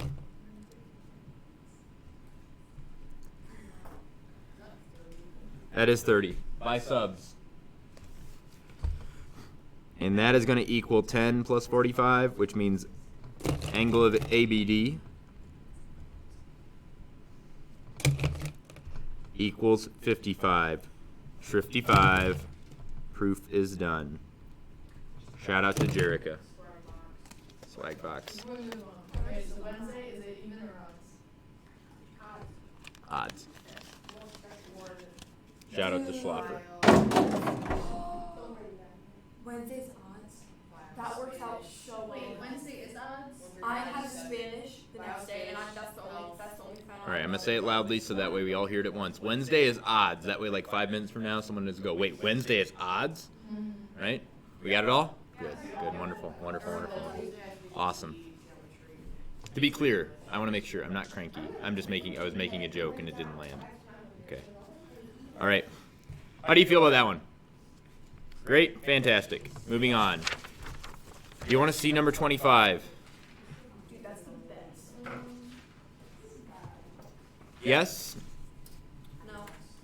You sure? Okay, let's do it. So, first thing you're going to do is write the given. I'm going to color those the same color because they're congruent to each other. They're equal, right? They're lengths. How long ago was 1999? I can't do the math. Well, it was a long, long time ago. 20 years ago? Almost 20. All right, so write the given. We're given that JK equals LM. Now, does that say anything about JL or KM? No, so we need to find information about that from the diagram. That's also what we were given, right? JL, let's make it red. That's this. And KM, let's not use orange this time. Let's use blue. That way it's more distinct. Okay, so what do we know about JL? Equals KL plus LM, right? So I'm going to write that. KL plus LM. And what do we know about KM? The blue is what? Oh, wait, did I screw it up, didn't I? I did, didn't I? It's JK here. Darn. I think I listened to somebody and they led me astray. JK and KL make up JL, right? KM is KL plus LM. In her defense, they are interchangeable eventually, right? How do I know both of these things? What do you think? Well, the diagram, but like, how do I know that you can take two segments and add them up to the big segment? Yeah, the segments. Angle addition postulate. Good idea. What segment? Thank you, because it's the segments. Segment addition postulate, SAP. Okay? Right. Okay. All right, so notice that J, K, and LM are interchangeable, so I'm going to rewrite JL's equation and have it read KL plus not JK, but LM. And the reason I did this is because now KM and JL equal the same thing, right? That was by subs. And if they equal the same thing, then don't they equal each other? Good. I'm going to write that. I'm going to write that JL equals KM, because that's what KM is. It is KL plus LM, right? So I can switch out KL plus LM for KM. Would that be reflected here? Nope. That is by substitution, because we switched it out, right? We switched out KL and LM for KM, because that's what KM is, right? Okay. And now we're done, because it's in the right order, red, blue. If it was in the wrong order, we'd have to use symmetry property. How do you feel? Peachy? All right. 26. Ready for 26? What do you mean wait? Well, I mean, is it never mind, or do you need me to wait? No. Would you just tell me what you need? Because everybody else represents themselves. Can we go to 65? exactly? Just keep Do you need to leave? Is that what's happening? Okay, because I'm just going to keep going until we say don't do that one, and we're going to skip, and we'll eventually get to 65. Does anyone want to see a problem between 26 and 43?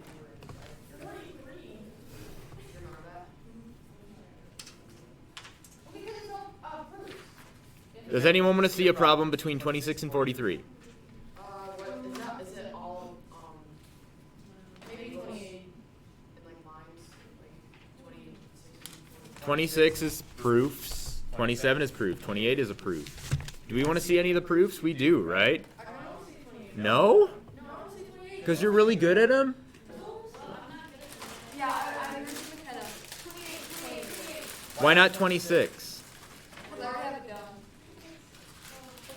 Do you get it or no? Yeah, 26. How about not 26? Okay, but like, Why is there something wrong with 26? no, I just know I always do it because it's not hard, but it's a good example. But we don't have to do it if you get it because we've done it multiple times. We don't have to do 26. I just want to make sure before we jump ahead to 40 frickin' 3, okay, that no one wants to do any of these here. McKenna, would you like to do 26? Sure. Let's do 26. All right, let's write the given.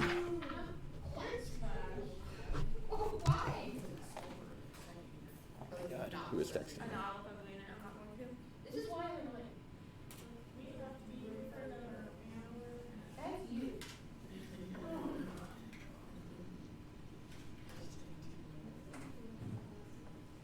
Since I'm going to school tomorrow with my hair and popping, I'm going to be crying. Who are we talking to? We're talking about. Oh, gosh. Okay.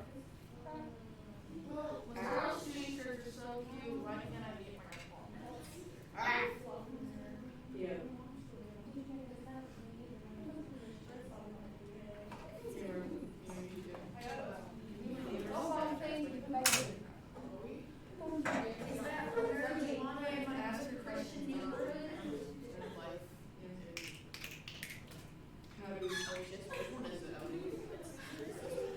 All right.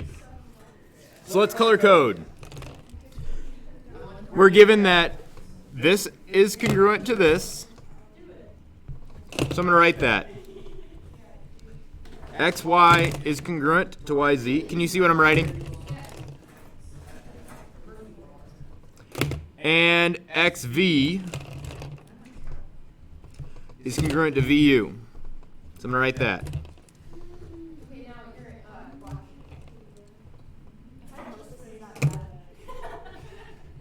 You what? XY we already had a color for, so I'm going to write that down. Don't color it a different color when it should be the same, right? Common mistake. It's pink. congruent to VU, which we already have a color for as well.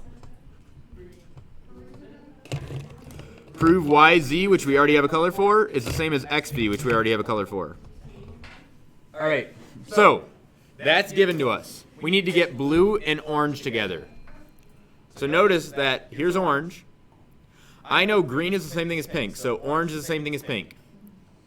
Well, I know pink's the same thing as blue, so orange is the same thing as blue. We win. So let's write that. Given this, first we're going to start out with orange is congruent to pink. How did I do that? By subs, right? I started there and I put pink in. Are we good? Then I'm going to say that orange is congruent to blue.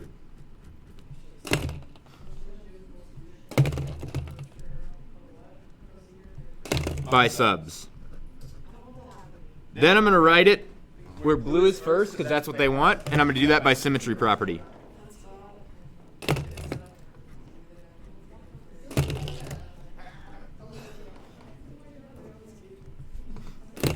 Done.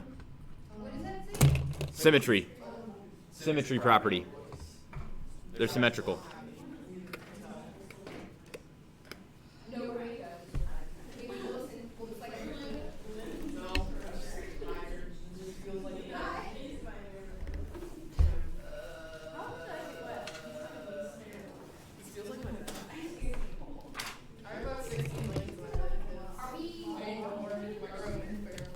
Gucci, we good? Yes. 27, 28, need 28? All right, here's 28. All right, color code, first off. Let's make 1 green, and let's make 2 blue. Then we're going to make 3 pink. And then we're going to make 4 orange. 2 we already colored in, it's blue, and 3 we already colored in, it's pink. We're trying to prove that green is the same thing as orange. What? No, because we don't have 2 parallels cut by a transversal, right?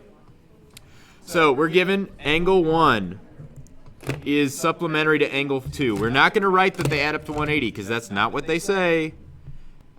We're going to write exactly what they said. Angle 1 and angle 2, sup. Angle 3 and angle 4, sup. How do I write this quickly? I don't talk I don't talk to other people while I do it. I talk to myself. And I ignore what you're saying.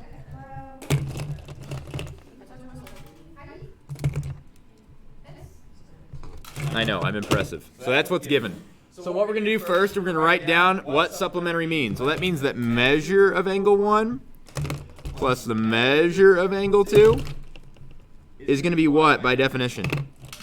180 by definition. Definition of what? Definition of supplementary, right? We're just going to write by def. We know that 3 and 4 by definition are going to add up to what? 180.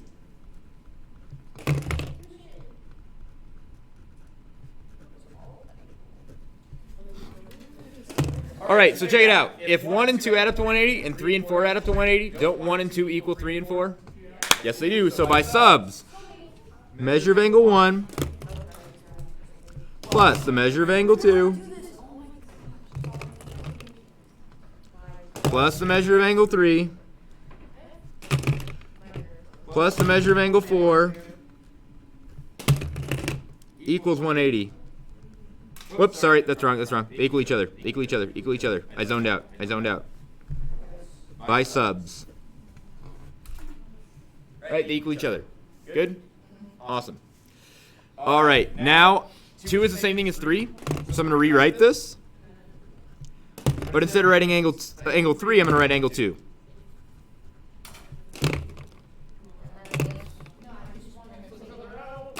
By subtraction.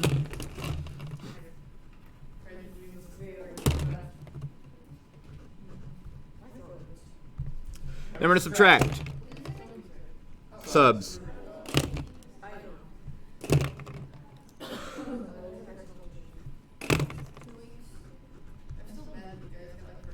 subtraction. That's how I got there. SUBT.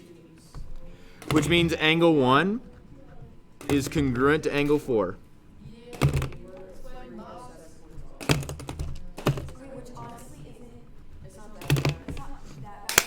How do you feel? All right. Katie is frantically trying to copy stuff down. Do you want my packet that's already done? Okay. You can have it to copy out of or take pictures of. Yes.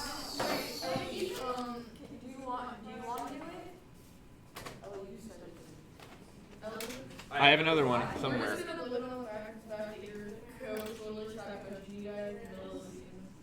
Yeah, but we have a number. Now we have a new one. She's pretty soft.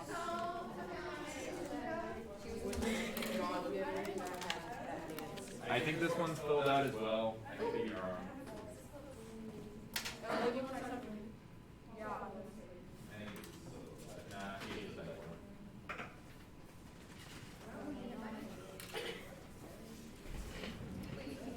All right, next one. Who wants to see number 29?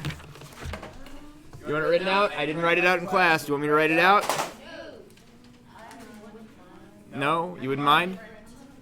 Let's see it. Let's do it. Here we go.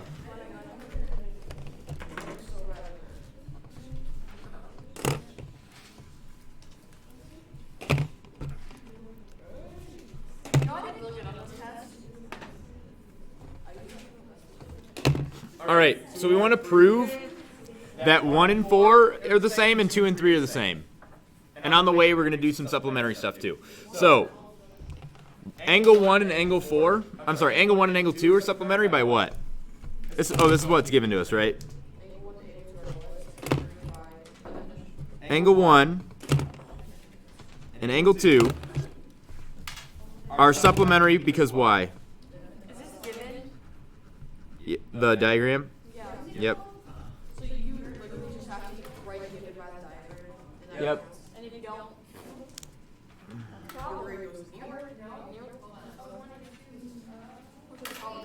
How do we know 1 and 2 are supplementary?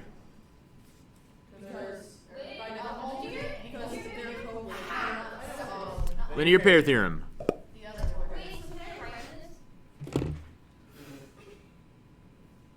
You're not keeping it. We went over this. Take a picture if you want. I don't have this one written down on there. I'm sorry. All right, so that means measure of angle 1 plus measure of angle 2 must be what? Must be what?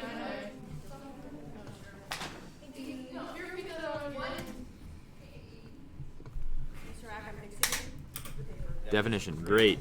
Fantastic. So now we know they're 180 by definition. By same logic, I'm going to save some time here. Angle 2 and angle 4 add up to 180.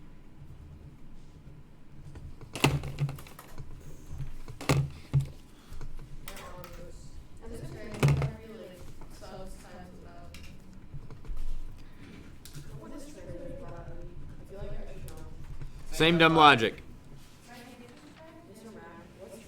It's like super substitution. I'm touching the table's touching the pen, therefore I'm touching the pen, right? I'm the table is the pen, I'm the pen, right? It does a really quick substitution. Instead of having to do a bunch of little ones, you just, bam, you're there. So, 1 and 2 add up to 180, 2 and 4 add up to 180. What does that mean about angle 1 and angle 2 and angle 2 and angle 4? They equal each other by substitution.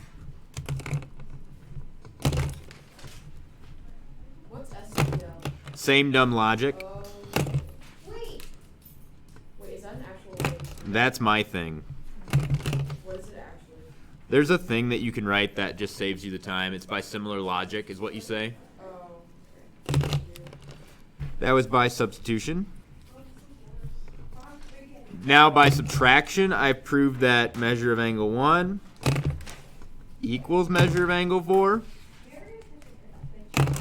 by SUBT, subtraction, not substitution. And then I'm going to say that angle 1 is congruent to angle 4 Okay, and then I'm done. So therefore, angle 1 is congruent to angle 4. Whenever I don't give a reason, I like to write therefore. You don't need a reason for that. If the measures are the same, the angles are the same, right? Wait, hold on. We're not done. No swag box. We're not done yet. We have to do this for 3 and 2 as well. Wait, no. Wait, what? Yeah, we have to prove 3 and 2 the same. So guess what? By similar or same dumb logic, angle 3 is congruent to angle 2. And now we're done. You want to take points off for same dumb logic, right? Nope. Right? Same argument, right? 1 and 3 are supplementary, 4 and 3 are supplement. Oh, sorry, that didn't work. 2 and 4 are supplementary, 3 and 4 are supplementary. Subtract angle 4, 2 and 3 are the same. Bam. Wait, no, can I write all this down with you? Yes.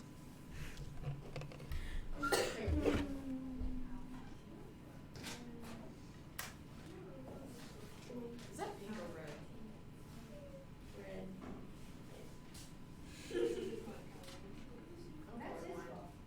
Those are red. I'm actually not colorblind. Oh, my brother actually is. Oh, that's cute. I feel like I'm so sad to be colorblind. Well, it's not like What is my fault? you see black and white. I know, but like still. You just confuse colors. My brother uses red and green. Which is like the most. Did Haley say it? What's my own fault? Oh, I was going to say I'm only his in here. All right. I love how SDL is what? I can hear everything you say. I only comment on certain things. Similar logic. Wow. That's sad. SDL similar logic. Yep, by same dumb logic, but yeah, same thing. By similar logic. So scores 139,000. Is Jerica still watching or no? I mean, she might not be able to see, but like it's okay. Why? She's crying. No, Jerica. Jerica, no. I think it's because her mom wouldn't let her come. Okay, well, Snapchat right now. that happens. It's super late at night. Huh? It's super late at night. It's totally normal for a parent to say, no, it's a school night. So I couldn't aim for that or not aim right. Oh my gosh, she's going to sister. Jerica, listen to your mom. Well, some of us live in Sterling yesterday. Some of us. Sterling. Sterling. You're wearing Sterling colors. I guess so. My cousins and my uncle really love that team so much because they live in St. Louis. Oh, really? That's rad. I went to St. Louis this summer and I cried the whole time. Why? I was having a mental breakdown. I'm sorry. It's fine. I got through it. Yeah.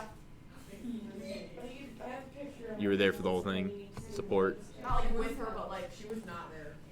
Gotcha. And I went to the Cardinals game and I cried the whole time. Yeah. yeah, I remember you telling me about that. I'm going to turn the page now. This isn't therapy. Whole time. Do you want to go over definitions for this or no? No.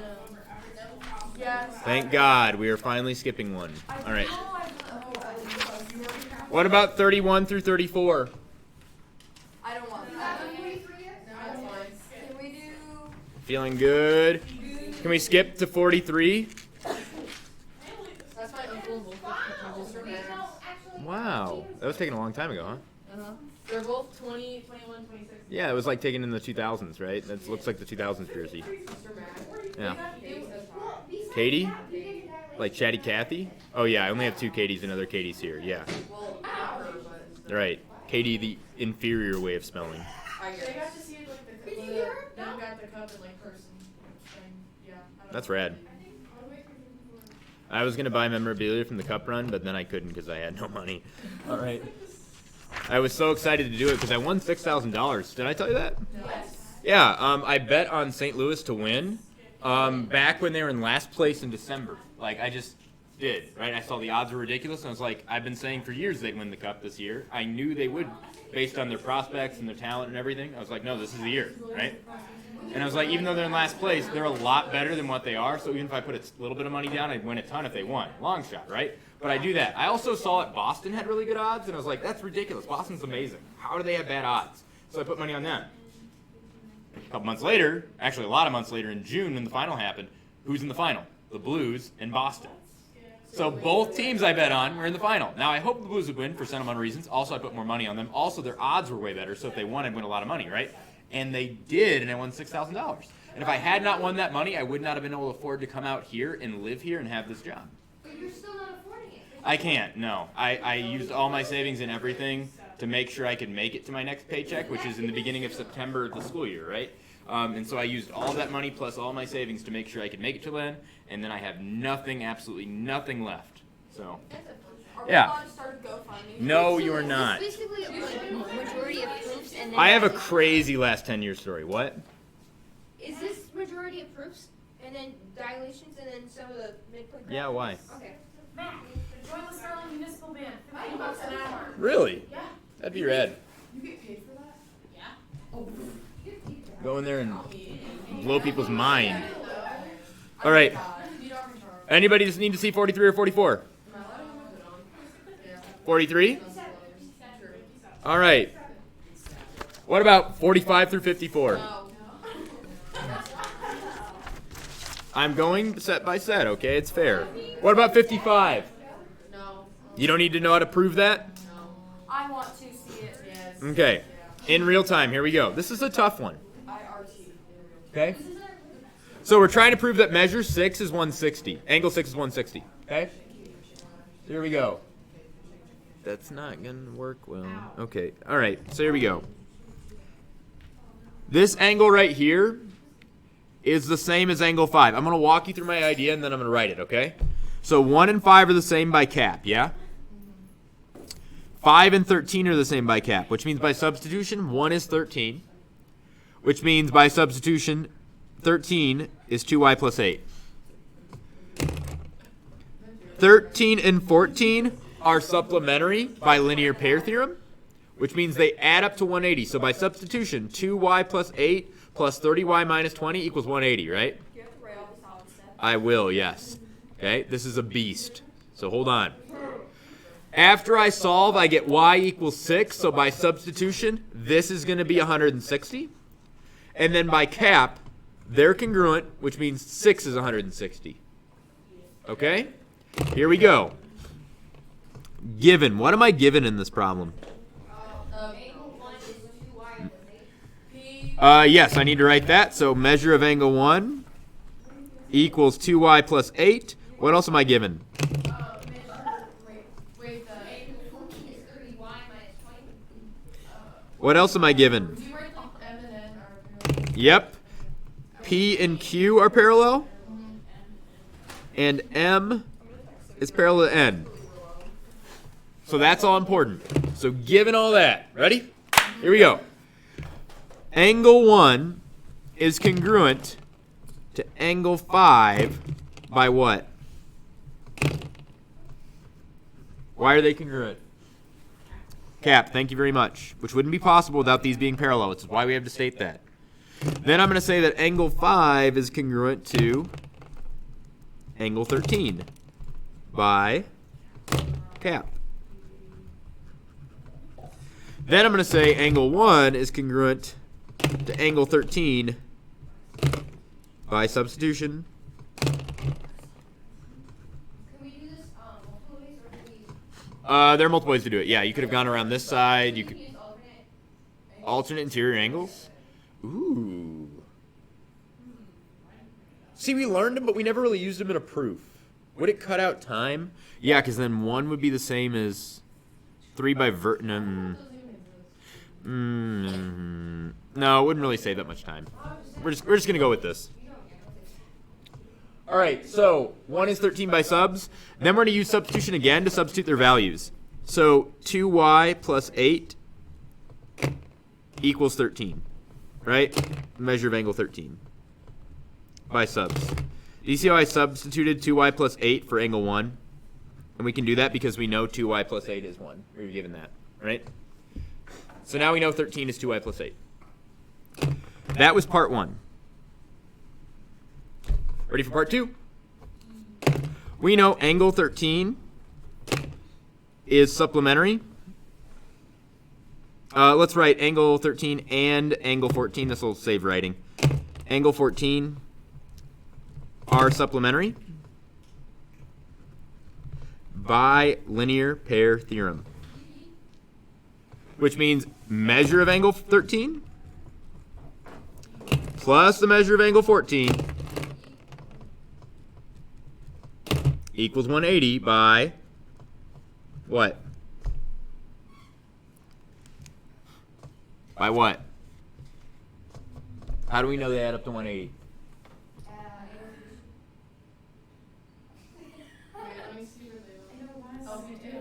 LPT is why they're supplementary. That's what LPT says. Go a step further. By definition. Definition of supplementary. Very good. Right? That's what supplementary means. That's the definition. This. Right? So, then we're going to do substitution and substitute their values. So 2y plus 8 plus 30y minus 20 equals 180 by subs. Are you still with me? I told you it's a beast. And then I'm going to do math and get 32y minus 12 equals 180. Why do I struggle with this one every single time? And then I'm going to do 32y equals 192.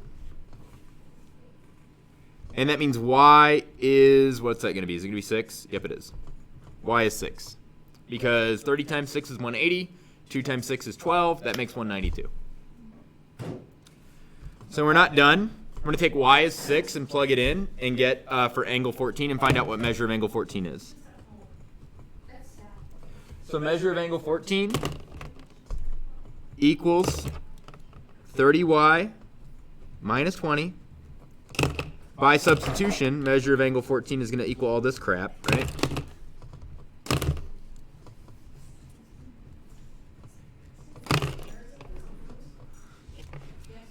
Which means measure of angle 14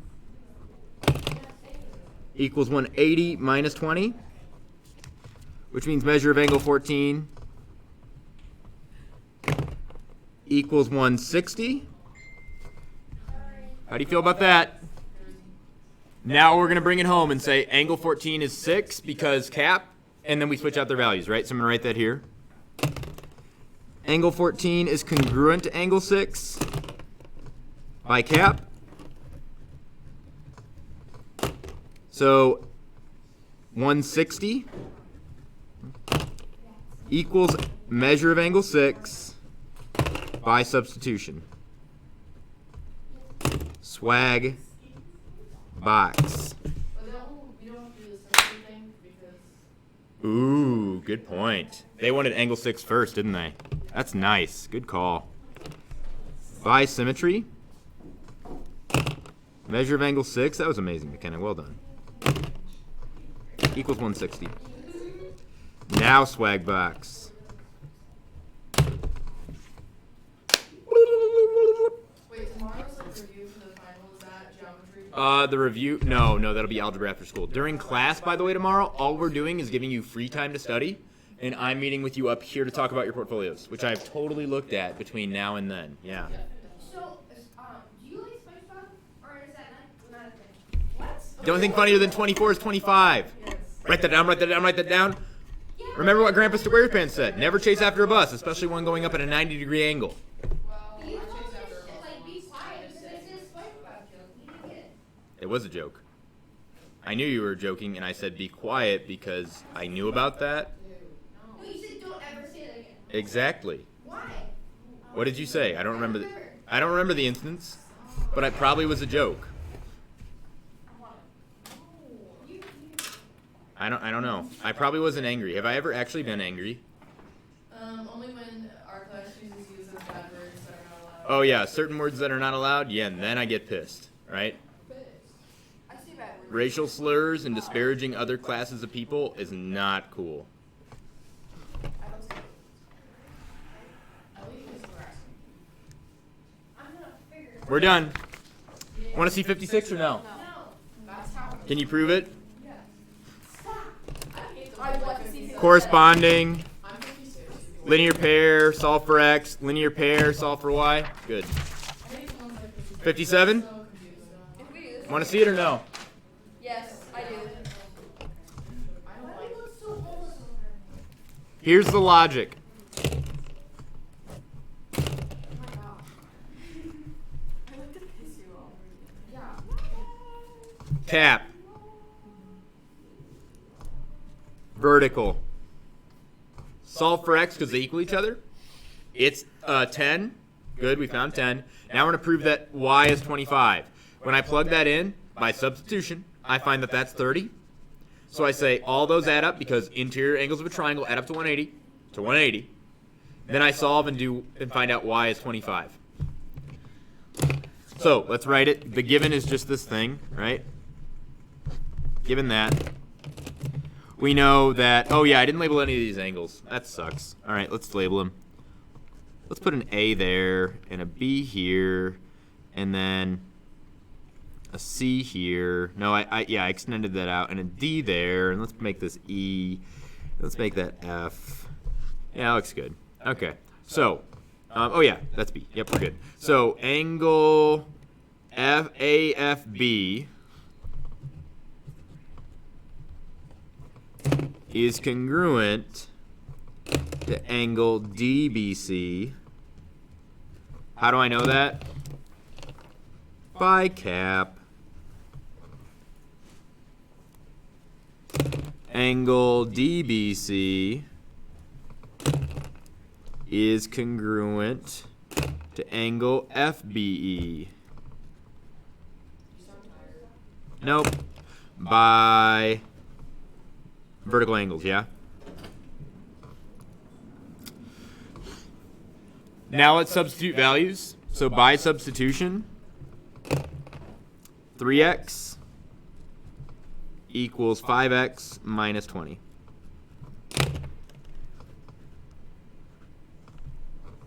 Everybody with me? Now I'm going to solve and do math. That's 20. That's 2x. X is 10. So there's our first little proof done, right? Prove that x is 10. Now we're going to prove that y is 25. So I'm going to say that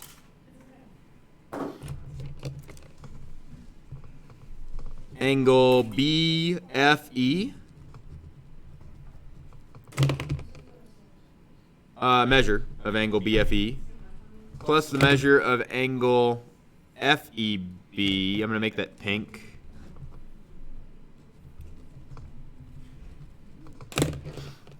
plus the measure of angle FBE equals 180 by interior triangle angles. Right, up to 180. That's the reason for it. And then I'm going to write their values. 2y, 4y, 5x minus 20. Interior triangle angles. Right? The angles of the interior angles of a triangle always add up to 180. Yes. The interior angles of a triangle always add up to 180. That's my reasoning. Have we ever used that before in here? Nope. But you're going to be able to do it. You'll be fine. This is by subs. You really will. And so now I do this. 6y plus... Oh, wait. We got to plug in 5... Wait, 5 times whatever x is minus 20. What do we find x to be? It was 10. By subs. I'm doing a lot of subs all at once. Right? And I say 6y plus 50 minus 20 equals 180. Then I do this, and it's 6y plus 30 equals 180. You guys want to divide everything by 6 for fun instead of subtracting 30 first? Let's do that. Y plus 5 equals 30. And then I subtract 5 and get 25. Swag box. The only thing funnier than 24. Okay, I'll walk you through it. Yeah, no. I saw the joke. Oh, the joke? It's SpongeBob. Like, why? It just doesn't make any sense. It's Flats. He shows up. No, it's not. It's when Patrick attends boating school with SpongeBob and then gets him in trouble because he's always making jokes. Kind of like how you're always getting Marissa in trouble and Marissa's always getting you in trouble. Right? Yep. And so SpongeBob thinks 24 is funny. Or no, Patrick thinks 24 is funny because he thinks everything's funny. And so SpongeBob looks back to him and says, you know the only thing funnier than 24? 25. And then they giggle and then Miss Puff gets mad at them. Okay, and then it's crazy to little story. Mr. Math, I know it's not gonna go. What? Next semester, I had me and Kate are in the same math class, and that's worse. That's so much worse than Ellie. I have nobody in my math class this semester. Sorry, what? You're not gonna get it. Doodle Bob. Remember when you kept making doodle bob noises? We still have 55 minutes, and we're only on page 28. You want to keep going? Do we understand this concept?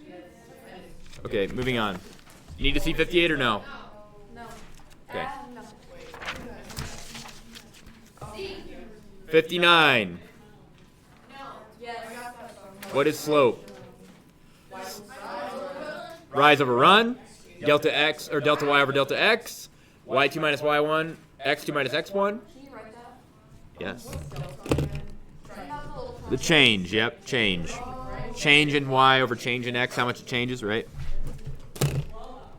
Change vertically, change horizontally.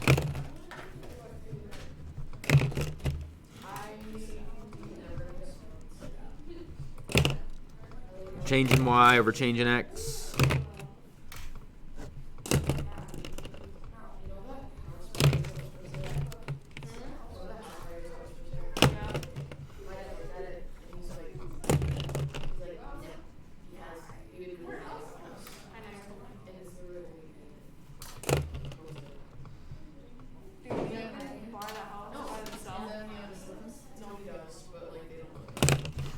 What do you think? Good, great, awesome, fantastic. Vertical distance, horizontal distance. Come on, you know that.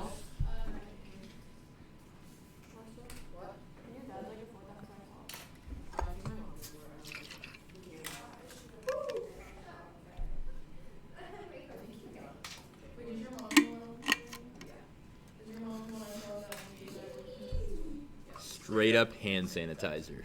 All right. I just want my insides to be clean. My God. They're so small. Completely useless, but oh my God, they're adorable.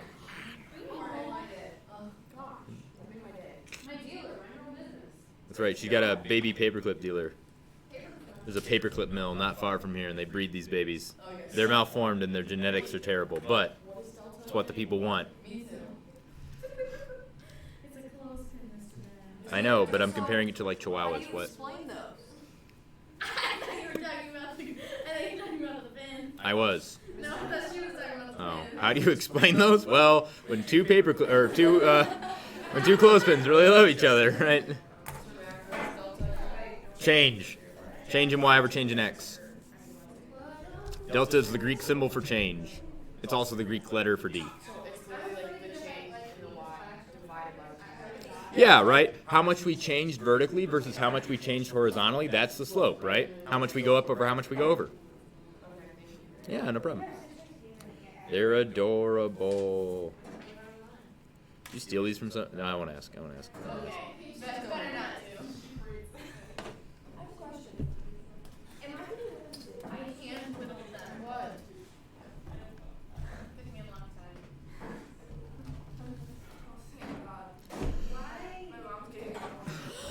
Are you ready for number 60? Okay, 60. You want to see it or no? All right, yeah, so the idea is we're trying to calculate slope and comparing the two. If the slopes are the same, they're parallel. If the slopes are opposite and reciprocal, then they're perpendicular. If they're just random, then they're askew. So, how do we calculate slope? Well, we can use slope formula. But why do that? Think about what it means. The change in y over the change in x. How much we change in the vertical direction, how much we change in the horizontal direction. So check it out. Between these 2 points, here's my horizontal or my vertical change, right? I went from -2 to -1. How much did I change by? I went up 1, right? From -2 to -1. Yes, what's my horizontal change? 0 to -2. What did I do? I went down 2. Technically it's left because it's x, but yeah. No, it's cool. I say the same thing. So it's -1/2 for the slope. Could we have plugged in the slope formula? Sure, but you probably mess up the double negatives. So just think about what it means. Change. Right? How much did we change? And in what direction, right? Up or down, left or right. How much did we change vertically here? We went from -3 to -4. 1 in which direction, up or down? Think of a coordinate plane. We're on -3. We're going to -4. Which direction we go? Down, so it's -1. We're on -1 and we're going to +1. We're on the x-coordinate, right? What do? We go up to the right 2, technically. But yeah, I know what you mean. So look, the slope is -1/2 when you simplify. Are they the same slope? Yep, so they are parallel lines. Isn't that rad? Way better than plugging it into the slope formula. If you know what it means, you don't have to plug it in. You can just think about what it means. 61, want to see it or no? Okay, so for 61, notice that there's no change between 6 and 6. So our horizontal change is 0. If something's over 0, what kind of slope are we talking about here? We went up 2, by the way. It's undefined. Undefined means what kind of line? You don't have to think about it because what's our rise? 2. We went up 2. How much did we go over? Nothing. So what kind of a line? Vertical. This one over here. 1 to 10 is adding 9. But more importantly, do we have any change here from 5 to 5? No. So they're both vertical, which means they both are parallel. For this one, what kind of line is that going to be? Horizontal line because we have 0 change in the y direction, right? We don't go up at all, right? It'll be similar. -7 and 4, we're going up 11. This one, no change in the vertical direction either. It's only horizontal change that's happening here, which means it's only a horizontal line for both of them, which means it's parallel. Right? Only horizontal change, which means they're 2 horizontal lines, parallel.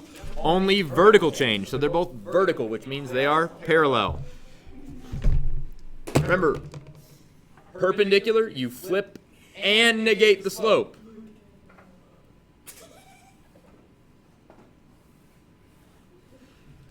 Are we good? Askew is random, right? If it's just 2 random numbers. Be very careful. I like giving people -1/2 and +1/2, and they think, oh, perpendicular, right? Nope. And they think, oh, look, if it's +1/2, look, it's parallel because they're the same sort of. Nope, doesn't work. If it was -1/2 and +1/2, it'd be askew. Yeah.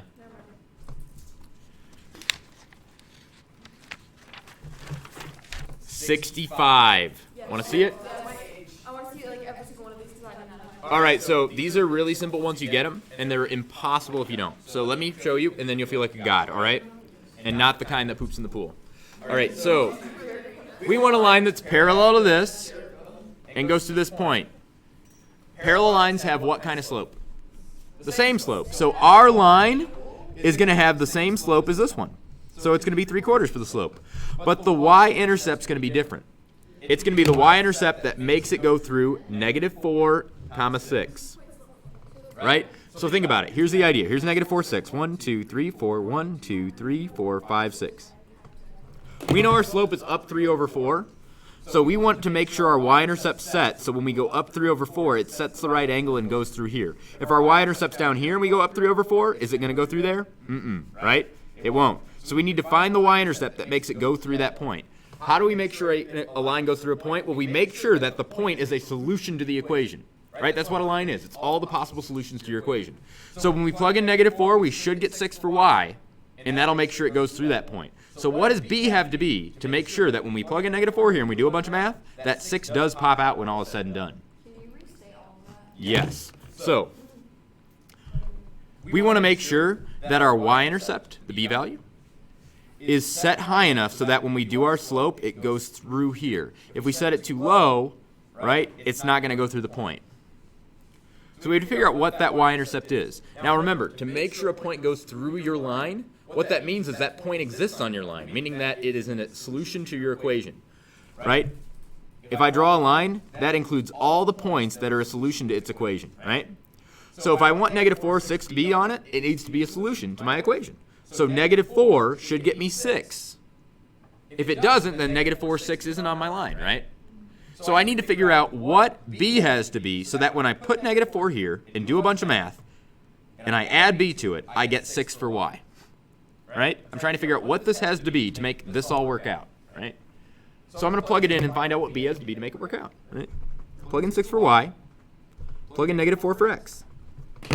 What does b have to be so that when this all happens, we do get 6? Right? So I'm going to do math. What's negative 4 divided by 4? Negative 1. What's negative 1 times 3? Negative 3. And then when I add 3, it turns out b has to be 9 in order for it to go through that line, or go through that point. So our equation is going to be this. And it's going to be going through this point and parallel to this one, because that has the same slope, right? It'll guaranteed be parallel. So 1, 2, 3, 4, 5, 6, 7, 8, 9 is our y-intercept. And if you notice, we go up 3 over 4. That gets us here. Well, we can also go back 3, down 4. Look, it does go through that point. If we had set it lower, it wouldn't have gone through it, right? So down 3 over 4. Whoops, here. Down 3 over 4 also works. There's the line. Would it be parallel to this one? Yes, it would. 1, 2, 3, 4, 5 is the y-intercept. And it's up 3 over 4. And of course, because it's up 3 over 4, it has the same slope, which means it would be parallel. Do you get the idea? Why we plug in the point? Because we want it to go through that point. So what does b have to be to make that happen, right? The explanation is a lot crazier than the actual work, right? Same slope, plug in the point, graph it, right? How do you feel about that? Better? Yes. And so like that point right there. Wait, this? Negative 5. Are we talking about the next problem or the same problem? The same one. Negative. Oh yeah, this is negative 5 for the y-intercept, yep. Right, that's slope-intercept form. It's the one with the slope and the intercept. Right, y-intercept. Y equals mx plus b. Want to see 66 or no? Same slope, so it'll be negative 1/2, right? Plug that in to find b, graph it. Yep, let's look at number 69. Nice. First, it's the first perpendicular one. So if it's perpendicular, our line must not have the same slope. It's going to have what? Flip and negate. Complete opposite. So if we flip it, we get 3 over 1, which is just 3. And if we negate it, we get positive 3, right? Negate means change the sign. To find out what y-intercept we need to make it go through that point, we're going to plug in 5 for x and negative 2 for y. There's negative 2. There's 5. That's 15. Then we subtract it, we get negative 17. So b is big, but that's okay. That's the equation. Now, to graph that is going to be tough because my graphs only go to 12, right? So I can't go to negative 17 for the y-axis. And you might think, Mr. Mack, you made a mistake, right? Wrong. Be clever. We know 5 negative 2's on our line, right? So here's 5 negative 2. 1, 2, 3, 4, 5 negative 2. Well, if we know our slope, can't we go from that point and do our slope? Right? The whole point of this y-intercept isn't because y-intercepts are super special. It's because it gives us a free point that we can then use our slope formula to make a line, right? Well, we already have a free point. If we know our slope, go up 3 over 1, and it's going to make your line. And you'll notice if I go back 3, down 1, or down 3, left 1, you would eventually get to negative 17 way down here. So it checks out. Yeah, you just don't need to write that, right? Again, the reason we have that is because it gives us a free point to go off of and use our slope, right? But if we already have a free point, why use it, right? And then so this level would be 3 over 1. Up 3 over 1. I like them apples. You want to graph the original? Okay. So 1, 2, 3, 4, 5, 6 is the y-intercept, and it's down 1 over 3, which will make it hit it at 90 degrees. Where they intersect is gross, but who cares? How you like it? Yeah, that's the kind of the beginning of the reflections that we did, right? Setting up the perpendicular, right? And then we're going to flip that point essentially, right, using midpoint and finding them where they intersect, right? So hopefully you feel good about those. Odds are I probably won't give you one of those. I'll give you one where you have to reflect, because if you can do that, right, do the reflection thing, then you can obviously do that because that's the beginning of it. So that's a very easy way for me to cut a question out and still have it be asked. Love stuff like that.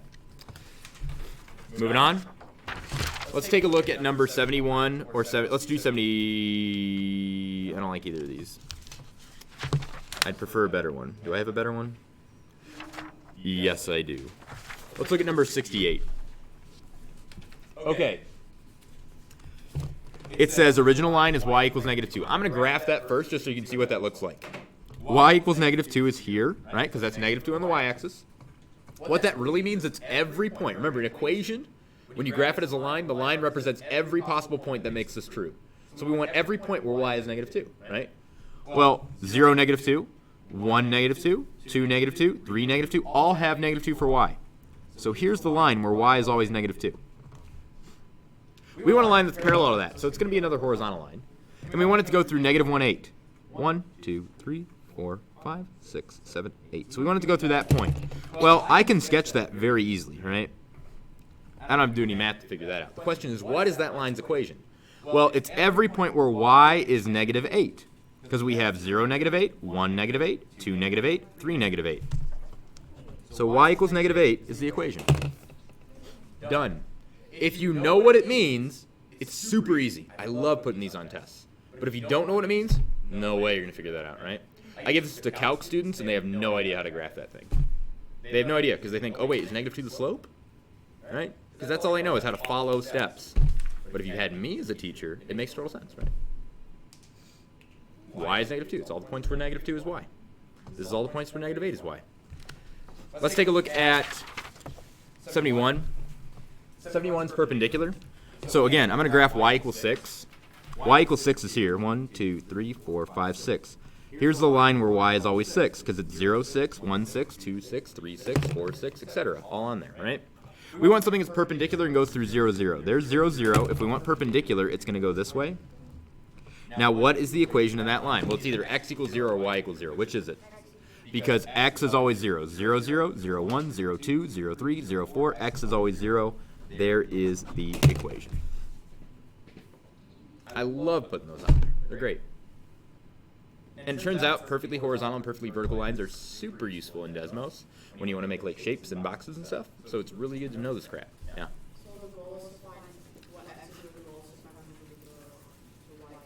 The perpendicular line, which in this case is a very simple equation, just x equals 0.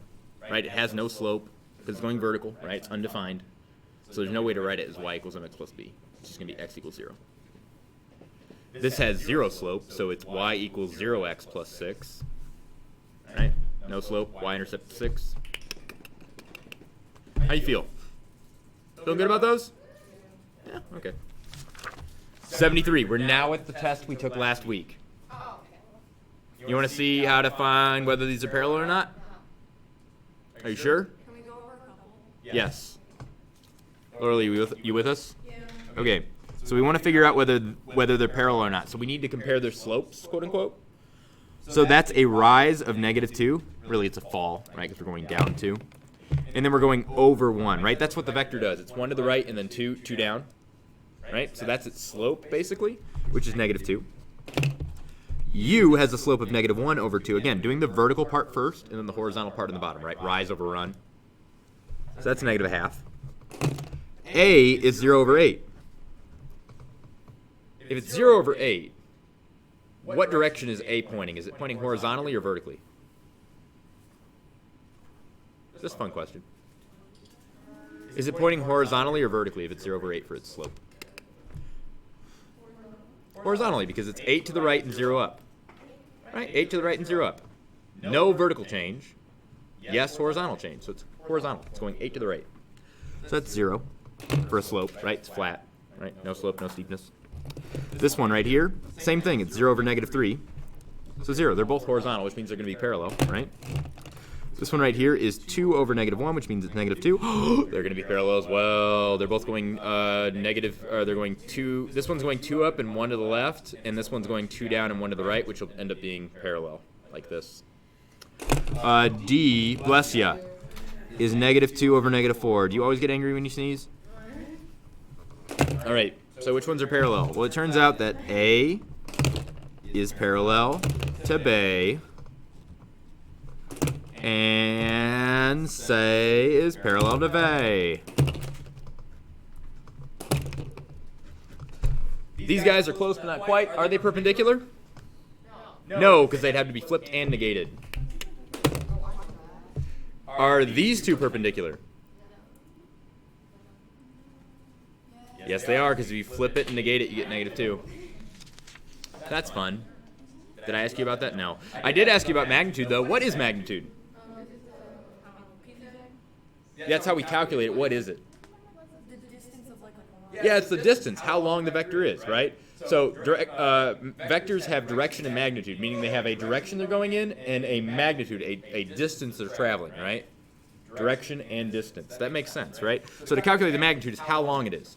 Well, length is distance. Distance is Pythag, right? So that's how we're going to find it. So let's use let's do d. Let's find d's magnitude. I always do v.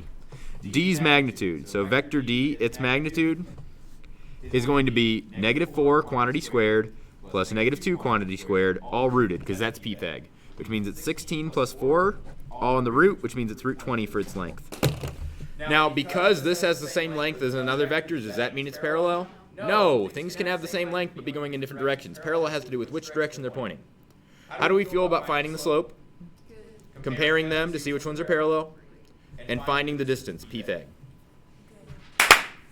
Awesome. 74, the rule for a translation. Need to see it or no? Okay, so we're going 6 to the right and 2 down is what that says, right? Translation is vector. So we're taking a vector and going 6 to the right, 1, 2, 3, 4, 5, 6, and 2 down. So we're going to there. So what did we do to our coordinates? Well, we did x plus 6 and y minus 2. We moved it, right? We do that all the time when we're moving the center, or the center of rotation to the origin, right? That's it. And when we do that, it moves everything by the same amount. 6 to the right and 2 down, so that's going to put a there. C prime. B is 6 to the right, 1, 2, 3, 4, 5, 6, and 2 down, so B prime is there. There it is. You moved it. 6 to the right and 2 down.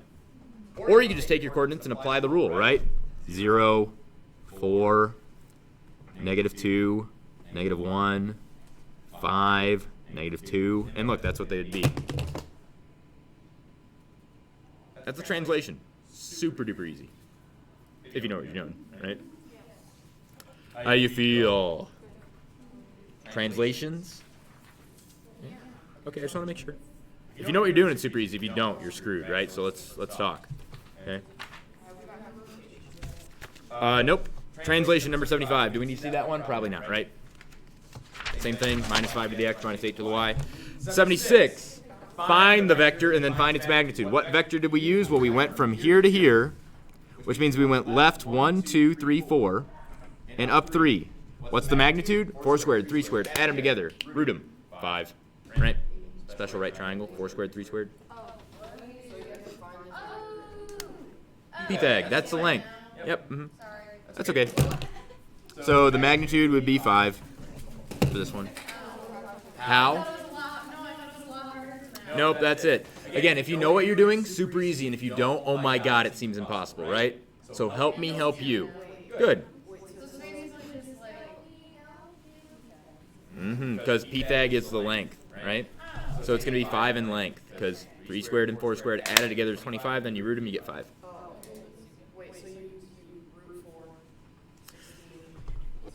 Yep, I'm doing Pythag to figure out its length, right? I'm doing Pythag to figure out its length. It's 3 and 4. That's it. Who knew Pythag is so useful, right? It's kind of the basis of everything. Which is why I teach it first, even though it's going to kick you in the butt because you're like, oh my god, I can BS this class. And I'm like, prove Pythagorean Theorem from the distance formula. And you, 4 months ago, was like, he'll never make us do that on a quiz. First quiz. Did. Definitely did. He won't be serious about us writing stuff. We'll just, write what. Oh god. Oh, yes. You have to put 5?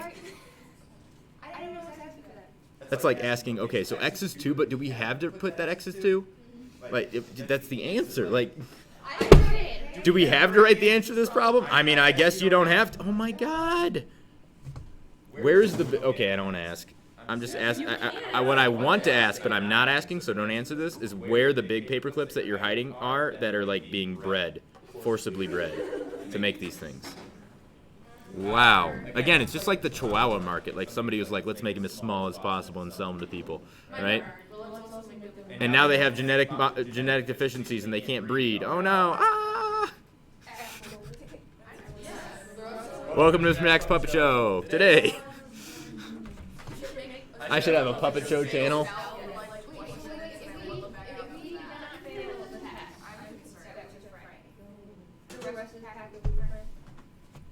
I mean, in theory, yeah. All right, you ready for this one? Reflecting a point over an arbitrary line. Let's do a fun one. Let's do 81. Are you ready? Graph the original line. What's our y-intercept? Good. 1, 2, 3, 4. What's our slope? Down 2 over 3. So here's the mirror.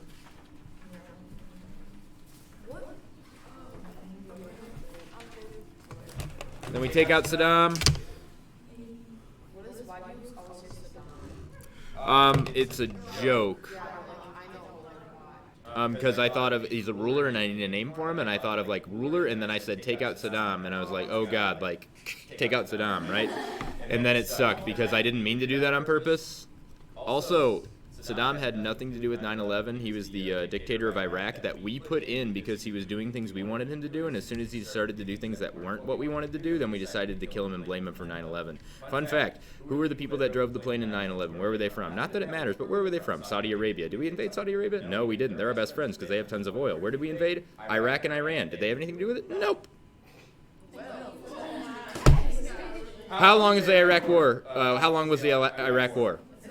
False question, still going on. It started in 2003. It is the longest war that we've ever been in. It's 13 years and running. Yep, crazy stuff, man, and we're over there. If you look at pictures of Iraq and Iran in like the 1990s, they were a very civilized society with lots of great cities and everything. You now look at it and it's a bunch of rubble. Why? Because we decided to take their oil.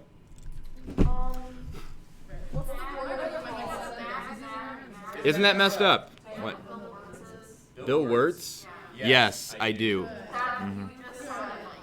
History of the entire world, I guess. Right? Negative 2, 6. 1, 2, 3, 4, 5. 1, 2, 3, 4, 5, 6. Counting is hard. I'll never be good at counting. All right, so that's where A is. We're going to reflect it over this mirror. How do we do it? Well, we need to find the perpendicular line that's going to go through A. Sound familiar? We were just doing it. If it's perpendicular, is the slope going to be the same? No, it's going to be flipped and negated. So in this case, it's going to be 3/2. We need to find what B is to make sure it goes through A. Well, how are we going to do that? We're going to plug in A. Guess what? It's 6 for the Y and negative 2 for the X. Don't goof that up. We do math now. What's negative 2 divided by 2?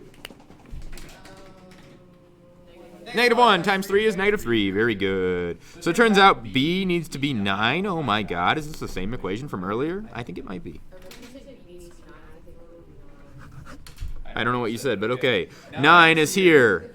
There's our y-intercept, and then 3/2 is up 3 over 2. And look, it would go through this point. Yay! Oh, God. Hey, look, it has a nice intersection point. Yay, that's nice.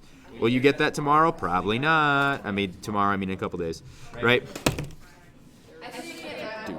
Even if you do eyeball it, like, yeah, that'd be the right thing, but you still need to show the work, right?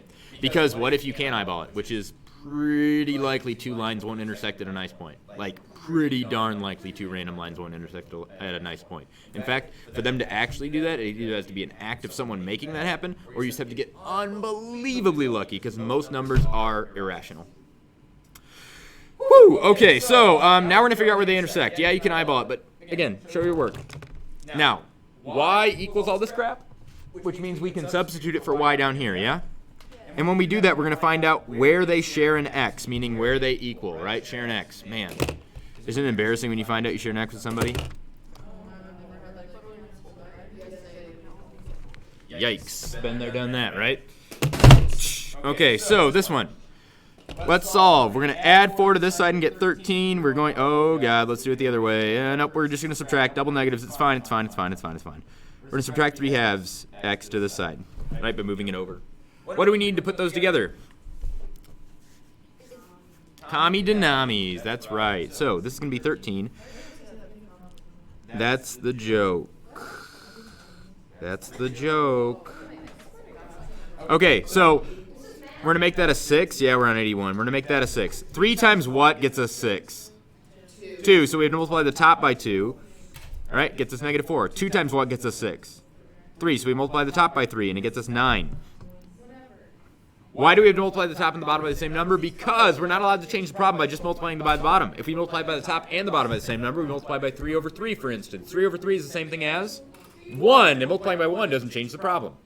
Great. So, now we're here, and we get negative 13 over 6 x's equals 13. Now, how do you solve a problem like Maria? Well, we can times by 6 to both sides and get negative 13x equals whatever that is. Or you can be clever and say, look, I can divide by negative 13 to both sides because that's negative 13 times x. And how do we get rid of negative 13 times x? Well, we divide by negative 13. What's negative 13 divided by negative 13? 1. Great job. What's 13 divided by negative 13? Negative 1. Excellent.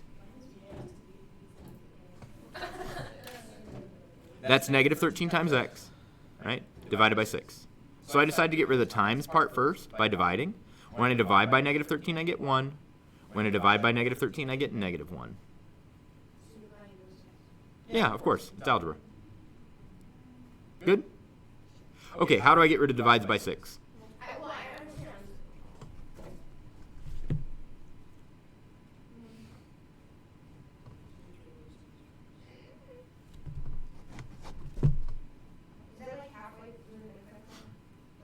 We haven't used midpoint yet. We're finding the intersection point, which will be the midpoint later in midpoint formula.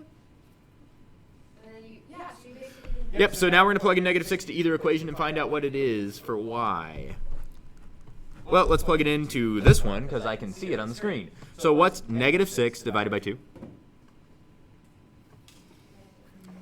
Negative 3 times 3 is? What's negative 9 plus 9? 0! Yay! And that's where it is. Negative 6, 0. So that's going to be our midpoint that we're going to use later. Because remember, that's the midpoint between A and the reflected point. Between A and the reflected point. So now we're going to use midpoint formula, kind of like that weird one we did earlier, right? But we know where the midpoint is, and we know where one of our endpoints is. We're going to look for the other endpoint. Remember that from an earlier problem? The weird midpoint one? With the two endpoints, and we know one of the endpoints, but we know the other? Okay, good. So negative 6 comma 0 is our midpoint. No. We're asking to find this guy. Let me zoom out.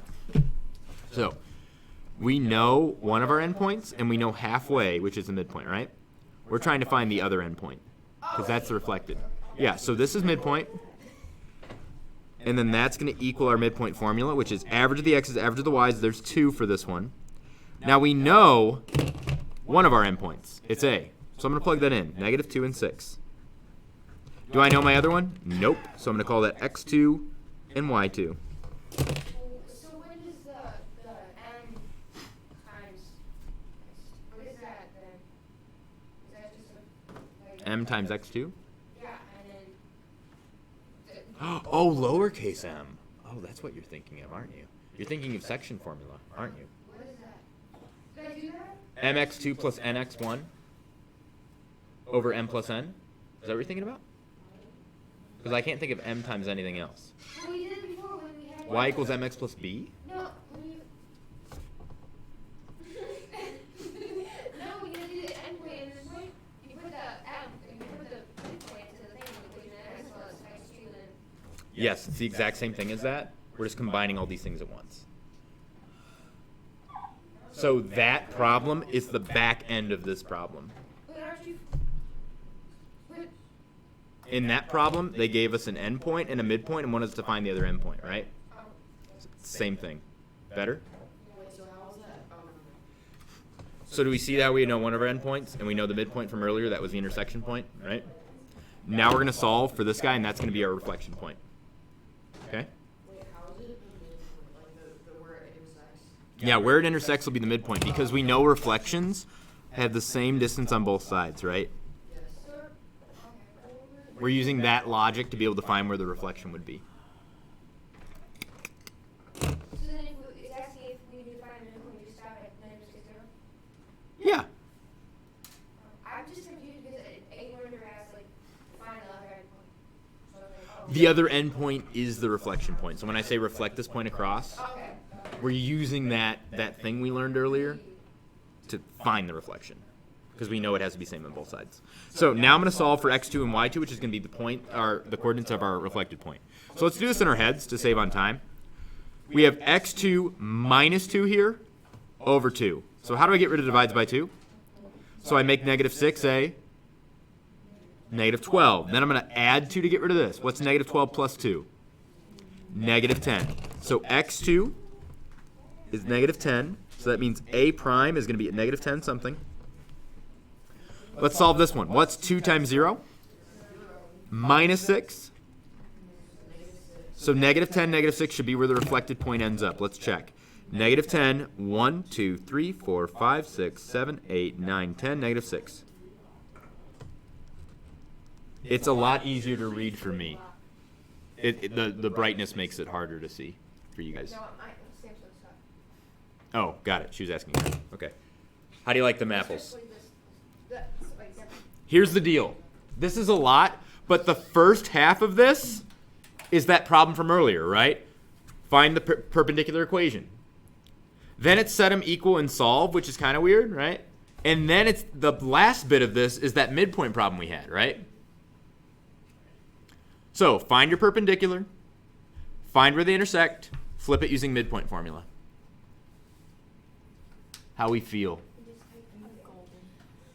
I have my people from West Carroll watching your live streams, and one of them just commented.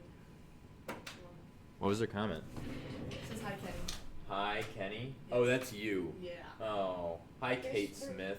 Oh, yes. Are you a dog in real life? Because that's what your profile picture is. Yep, that's Wow. right now. Kate the dog. Kenny.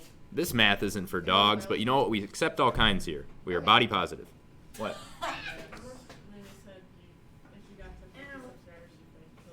That's right. I will put my dog down. Are we up to 50 subscribers? You even have enough? Nope, not anymore, because I already put him down. Oh.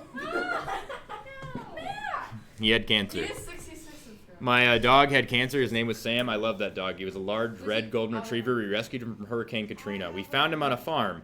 He was on a farm, and he was shunned from the other dogs because they would pick on him, and he refused to fight back, even though he was much bigger than them. He was a very large red golden retriever, but he refused to fight back. You keep going on. My dog keeps going on. What did he die He would refuse to fight back, and so they put him away from the rest of the dogs, away in a kennel. But then one of the cats had babies, and so they had to and the cat died, so they had to have someone to look after the cat. So they threw the cats in there with the dog, and he was gigantic, and he wouldn't hurt them because he wouldn't hurt a fly. And so they just crawled all over him, these kittens, right, meowing. And that's where we found him. We said, we'll take that one, right? So we rescued him from this farm that had rescued him from Hurricane Katrina, right? So we take him home. Terribly afraid of storms, etc., etc. Had to put my shirt on him so he'd feel calm, type of deal, right? Best friend, slept with me every night for 12 years. Great dog, okay? I go off to school, dog gets sick, he's got cancer, he's got little growths in his leg, making it so he can't walk. I come home, he's still jumping around, and barking and stuff, and we wrestle. He still loves me, right? It's great. Couldn't be happier, right? Gets so excited when I come home. Then I come home another time, he's feeling really bad, won't get up and see me, right? He's real sad because he can't get up because his leg doesn't work anymore because he's got a bunch of bone cancer in there, right? Because that's what happens to golden retrievers a lot of the time. So he's feeling really bad. My parents are like, oh, maybe we should put him down, but they can't feel good about it, right? They're feeling so awful. My mom's like, well, give him a little bit more time. It's like, okay, we'll do that because it's important for my mom to feel good about putting him down so she doesn't feel like, oh, I did it too early, right? So it's important for her. And so we couldn't go in and fix him.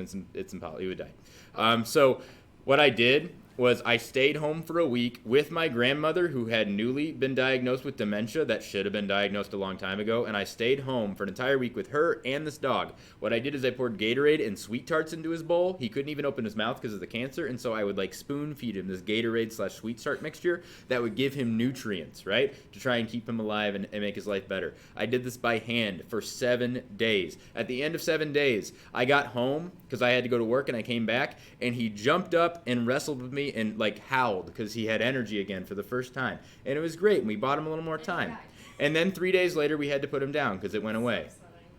But that 7 days of effort for that one last time, totally worth it.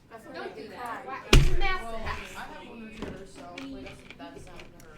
Yeah, cancer like that is really how most of them die. It's kind of like a genetic thing. Well, she has hip dysplasia. Yeah, exactly. That's another thing that's very big for golden retrievers. That's what I always had to worry about with wrestling them, because if you do that, yikes, not good. Right? She also commented. Best dog ever. Would never hurt a fly. The only thing he ever hurt were picture frames as he was running down the stairs because he was gigantic and had this huge tail, and he just knocked everything off every time. Dude was huge. We're talking this thing sits down, he gets this ba-doom, right? Colossal. My dog has a really big behind. That's exactly what I just said. My dog is, yeah. All right, rule for the translation. What happened here? We slid down 8, so the rule is 0, -8, right? Ta-da, right? I love dogs. Translation, dogs are great. I had cats. I raised one. His name was Bernie. I treated him like a dog. He played fetch and ate my pizza crust. That's cute. Yep. He was a Do you pizza really cat. eat your pizza crust? I don't because my dogs always did. And now that I don't have a dog, I do. It's very That's the sad. best part. But I used to not, and so I taught my cat how to eat it, and he loved crust. It turns out he's allergic to everything, including human touch, so we had to get him this trial medication. Totally worked, but he's very strange. He acts like a dog, plays his fetch, eats my pizza crust, and then he meows incessantly just for no reason until you pick him up and swing him around. He likes it. How do you know he likes it? Even when you swing him by his legs, because he comes back afterwards and asks for more. His brother is River. They were cellmates. They're not the same. River I would never do that to that child. Oh my God, it would freak him out. The kid, you walk in the door, the guy's like, oh my God, who is it? It's me. It's every day. This time I come through this door. I'm the only one that does, right? But yeah, I don't have them anymore. They're in Washington. Safe. 86. How do we feel about flipping that over a line? Halfway across the road. It's funny. Actually, Good. Mac, you're so What kind of flip do we do here? Um, Vertical flip. Vertical because it's up and down. So we negate the Y. Very good. It's over the axis, so it's that simple. 87. What kind of a flip are we doing here? Horizontal. So we negate the X. It's that simple because it's over the axis. This one, not that simple, but it's still what kind of a flip? Horizontal, so we're going to negate the X. However, it's not over the axis, so when we do that rule, it assumes it is over the axis. And since it's 2 away on this side, it should be 2 away on that side. So A prime would end up there, which isn't where it should end up, because if we flip it over here, it should be 3 away on each side, which puts it here. Do we need a vector? So we're going to use a vector to push it over, right? We're going to push it to the right spot, 2 to the right. So what do? I add 2 to the X, and we're done. Oh. Yep. Why does this work? I never showed you guys this, but here's the idea. Here's why it is. We actually push the line over using a vector to start out. That's 1 to the left, right? Then we do our rule, which should be negate the X, keep the Y, right? But then we need to push it back. The line gets pushed back to here. Now, when you do that, here's the rule you get. You get X minus 1, all in parentheses. The Y, nothing happens, right? We add 0, we change nothing, we add 0, so I'm just going to ignore that. Then we negate it. And then we add 1, right? That's our rule. Now, what happens when I distribute that negative? I get negative X plus 1, and look what I get, negative X plus 2. Katie said she's sorry for your loss. Can we Oh, thanks, Katie. still do the Wait.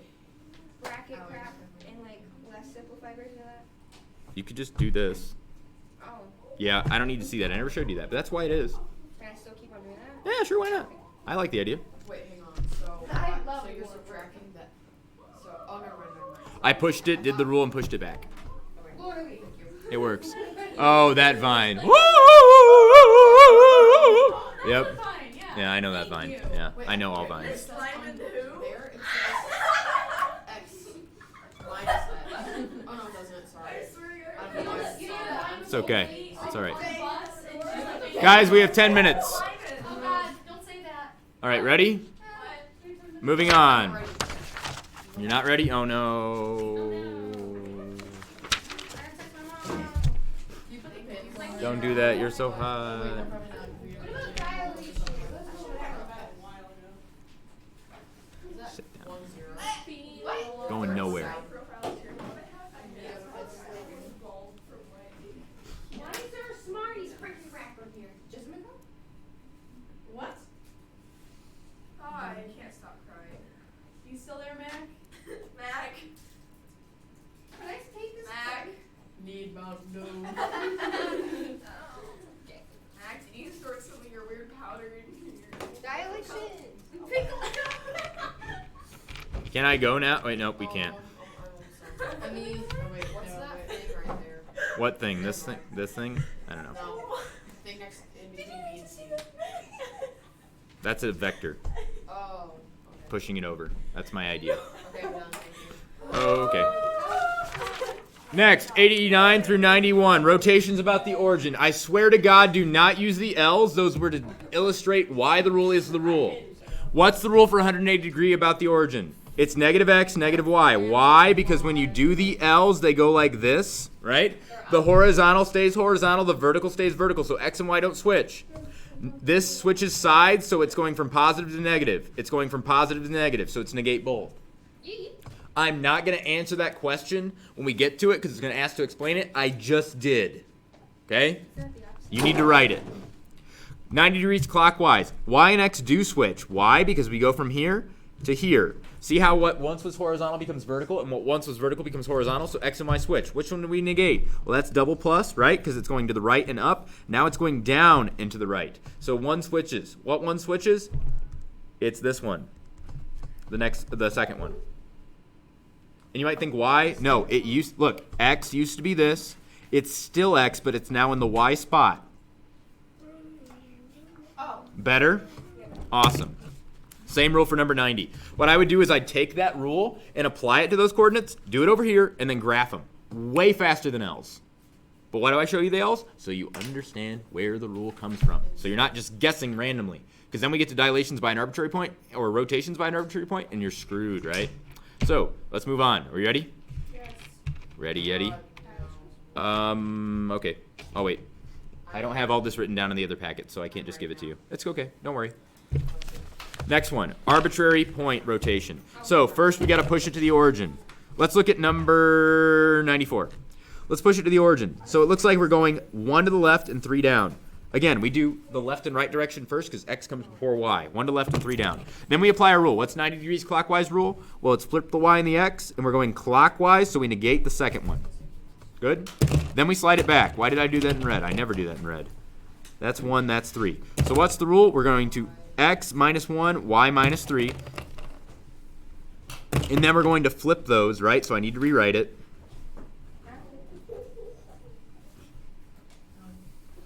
Doesn't that bother you? That I have to rewrite it? No, when you have to constantly switch pens. No, I do it for you guys. I'm used to it by now. I switched them and then I negated the second one, so I negate this one. I'm going to add 1 to this side and add 3 to that side because that's what it says to do. Add 1 to the left and add 3 to the left, or 3 to the right. There's the rule. I would take that rule, plug in my coordinates, not screw up the math, and then write those coordinates down and plot them. That's what I would do. Don't do your L's. Good God. You'll live in an L city if you're doing that. Not good. Feeling good? Feeling good? Feeling great? Yes. I feel mildly concerned and very depressed. Or do you guys have to leave right at 9? Because I might go 5 minutes over. What? Actually, can you explain the rule again? Yes. Y and X switch because if we do a rotation clockwise, right, about the origin, it's going to go from here to here. Horizontal and vertical switch, right?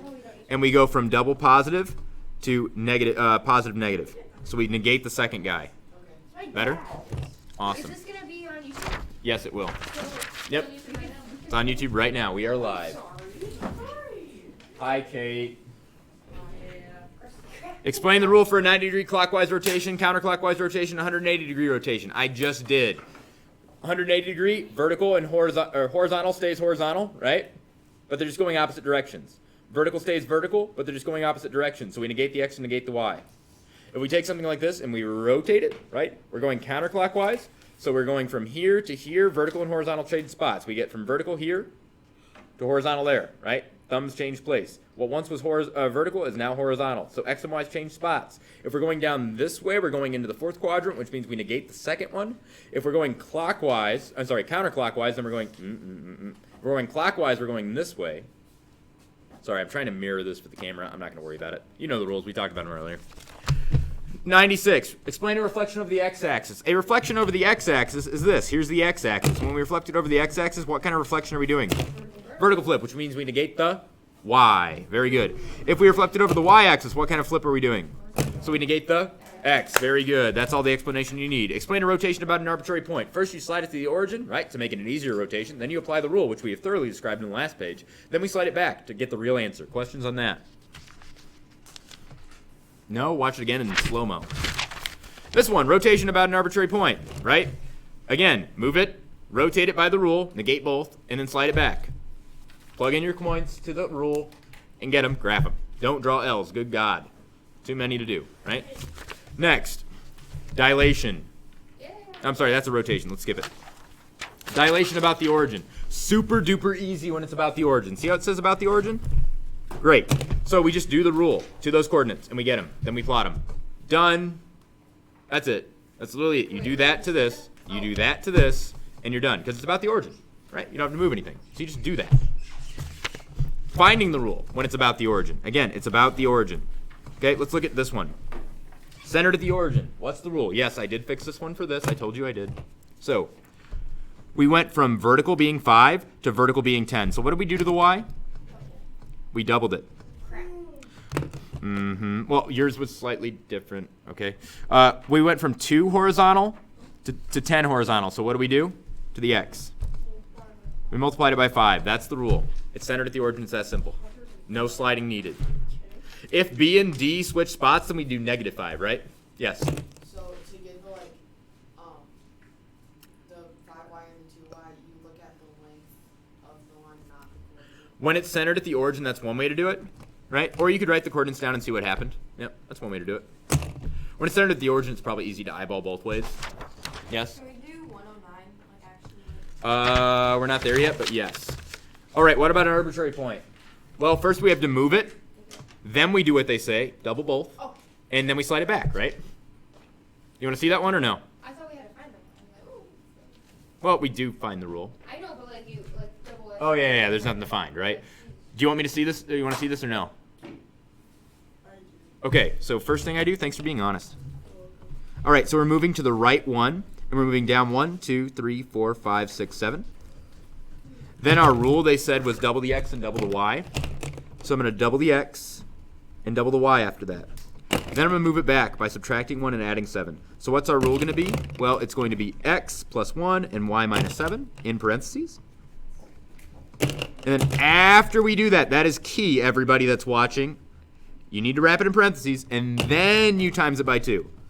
Right? Taking a number and multiplying by 2 and then adding 1 is different than adding 1 and then doubling it, right? It's different. Check it out. Try a number in your head and see if it's different. It is. Then you subtract 1 and you add 7. That's the rule. Plug in your coordinates to this. Don't screw up the math. Do the parentheses first. That's why they're there. Get your coordinates and then plot them. Right? Don't draw your L's. Or, I'm sorry, this isn't even L's, right? Don't try to do it in your head. 108, finding the rule. So, first off, right, move it over. We're going 2 to the right and 3 down. Then we're applying whatever rule it was. Well, what did they do to their x's? Well, it looks like we went from 1, 2, 3, 4, 5, 6 across to only 3 across. So we cut it in half, right? We halved our x. But not only that, but we flipped its orientation. See how t is going to u? And now it's on the other side, right? tu, now it's ut. So we got to flip it. Negation, right? It's a horizontal flip that's going on here. Here, what happened? We went from 1, 2, 3, 4, 5, 6 to 3. So we have that as well, right? But we didn't flip it this way, right? Because v and u are top and bottom, both sides. Feeling good about that? Now we subtract 2 and add 3. Our rule is going to be this.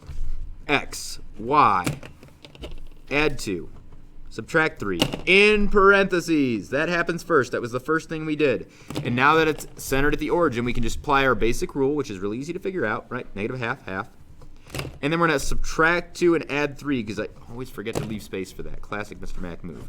And that's the rule. How do you feel about that? Yes? So you find the vector. Yes, we send this to the origin by the vector. Then we find out what they did to it, right? And we write that down. In this case, it was shrink it by a half and shrink it by a half, and it flipped it this way, so negative, right? Yeah. And then we send it back to where it came from. That's the rule. Woo! 109. Here we go. So, how would I solve a problem like Maria? Looks really similar to your test. It's not the same, but it is very similar. All right, so what I'm going to do first is I'm going to flip this over the y-axis. Why? Because VU is in the wrong orientation. I want U on the left and V on the right.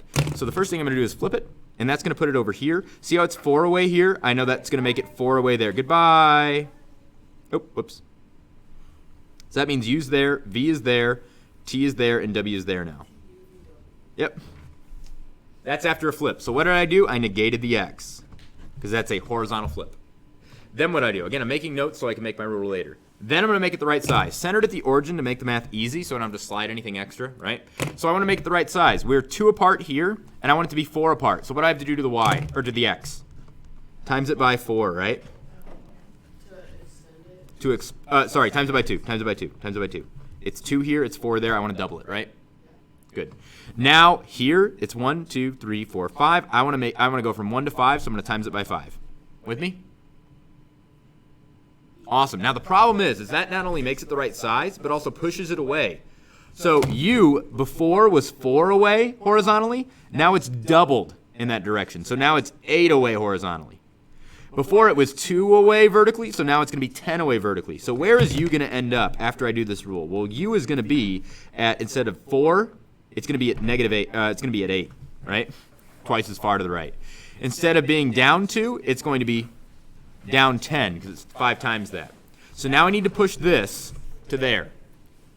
Where is there? It's 1, 2, 3, 4. 1, 2, 3, 4, 5, 6. So I need to push it to 4, 6. So what do I do to 8 to make it 4? How am I going to push it? I'm going to subtract 4. What am I going to do to negative 10 to make it 6? I'm going to add 16. So my overall rule is going to be this. Negative 2x 5y minus 4 plus 16. I don't need parentheses because it's all done in the right order. There is my rule. I flipped it by negating the x. Then I doubled it and times it by 5 to make it the right size. It pushed it way down here. And then I pushed it into the right spot by doing this vector. Thank you. Oh my God. Yes. And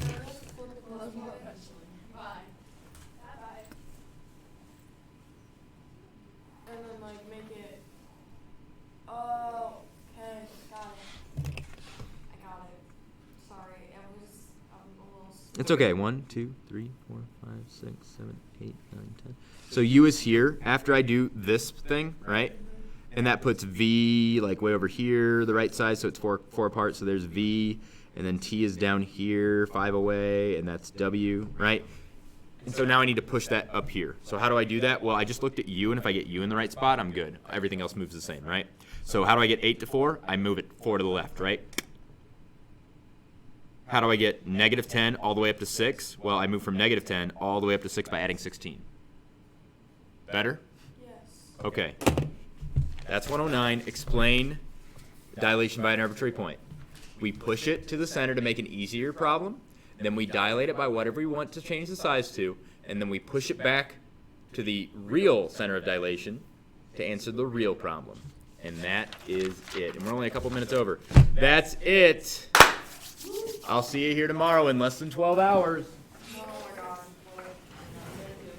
Go home, go to bed. Thank you. Everyone must leave. Thank you very much. Oh yeah, which you should have had done already, which means it wouldn't be an issue tonight, and you just go home and I relax. stayed up till like 1 o'clock last night finishing that, and guess what? What? My Chromebook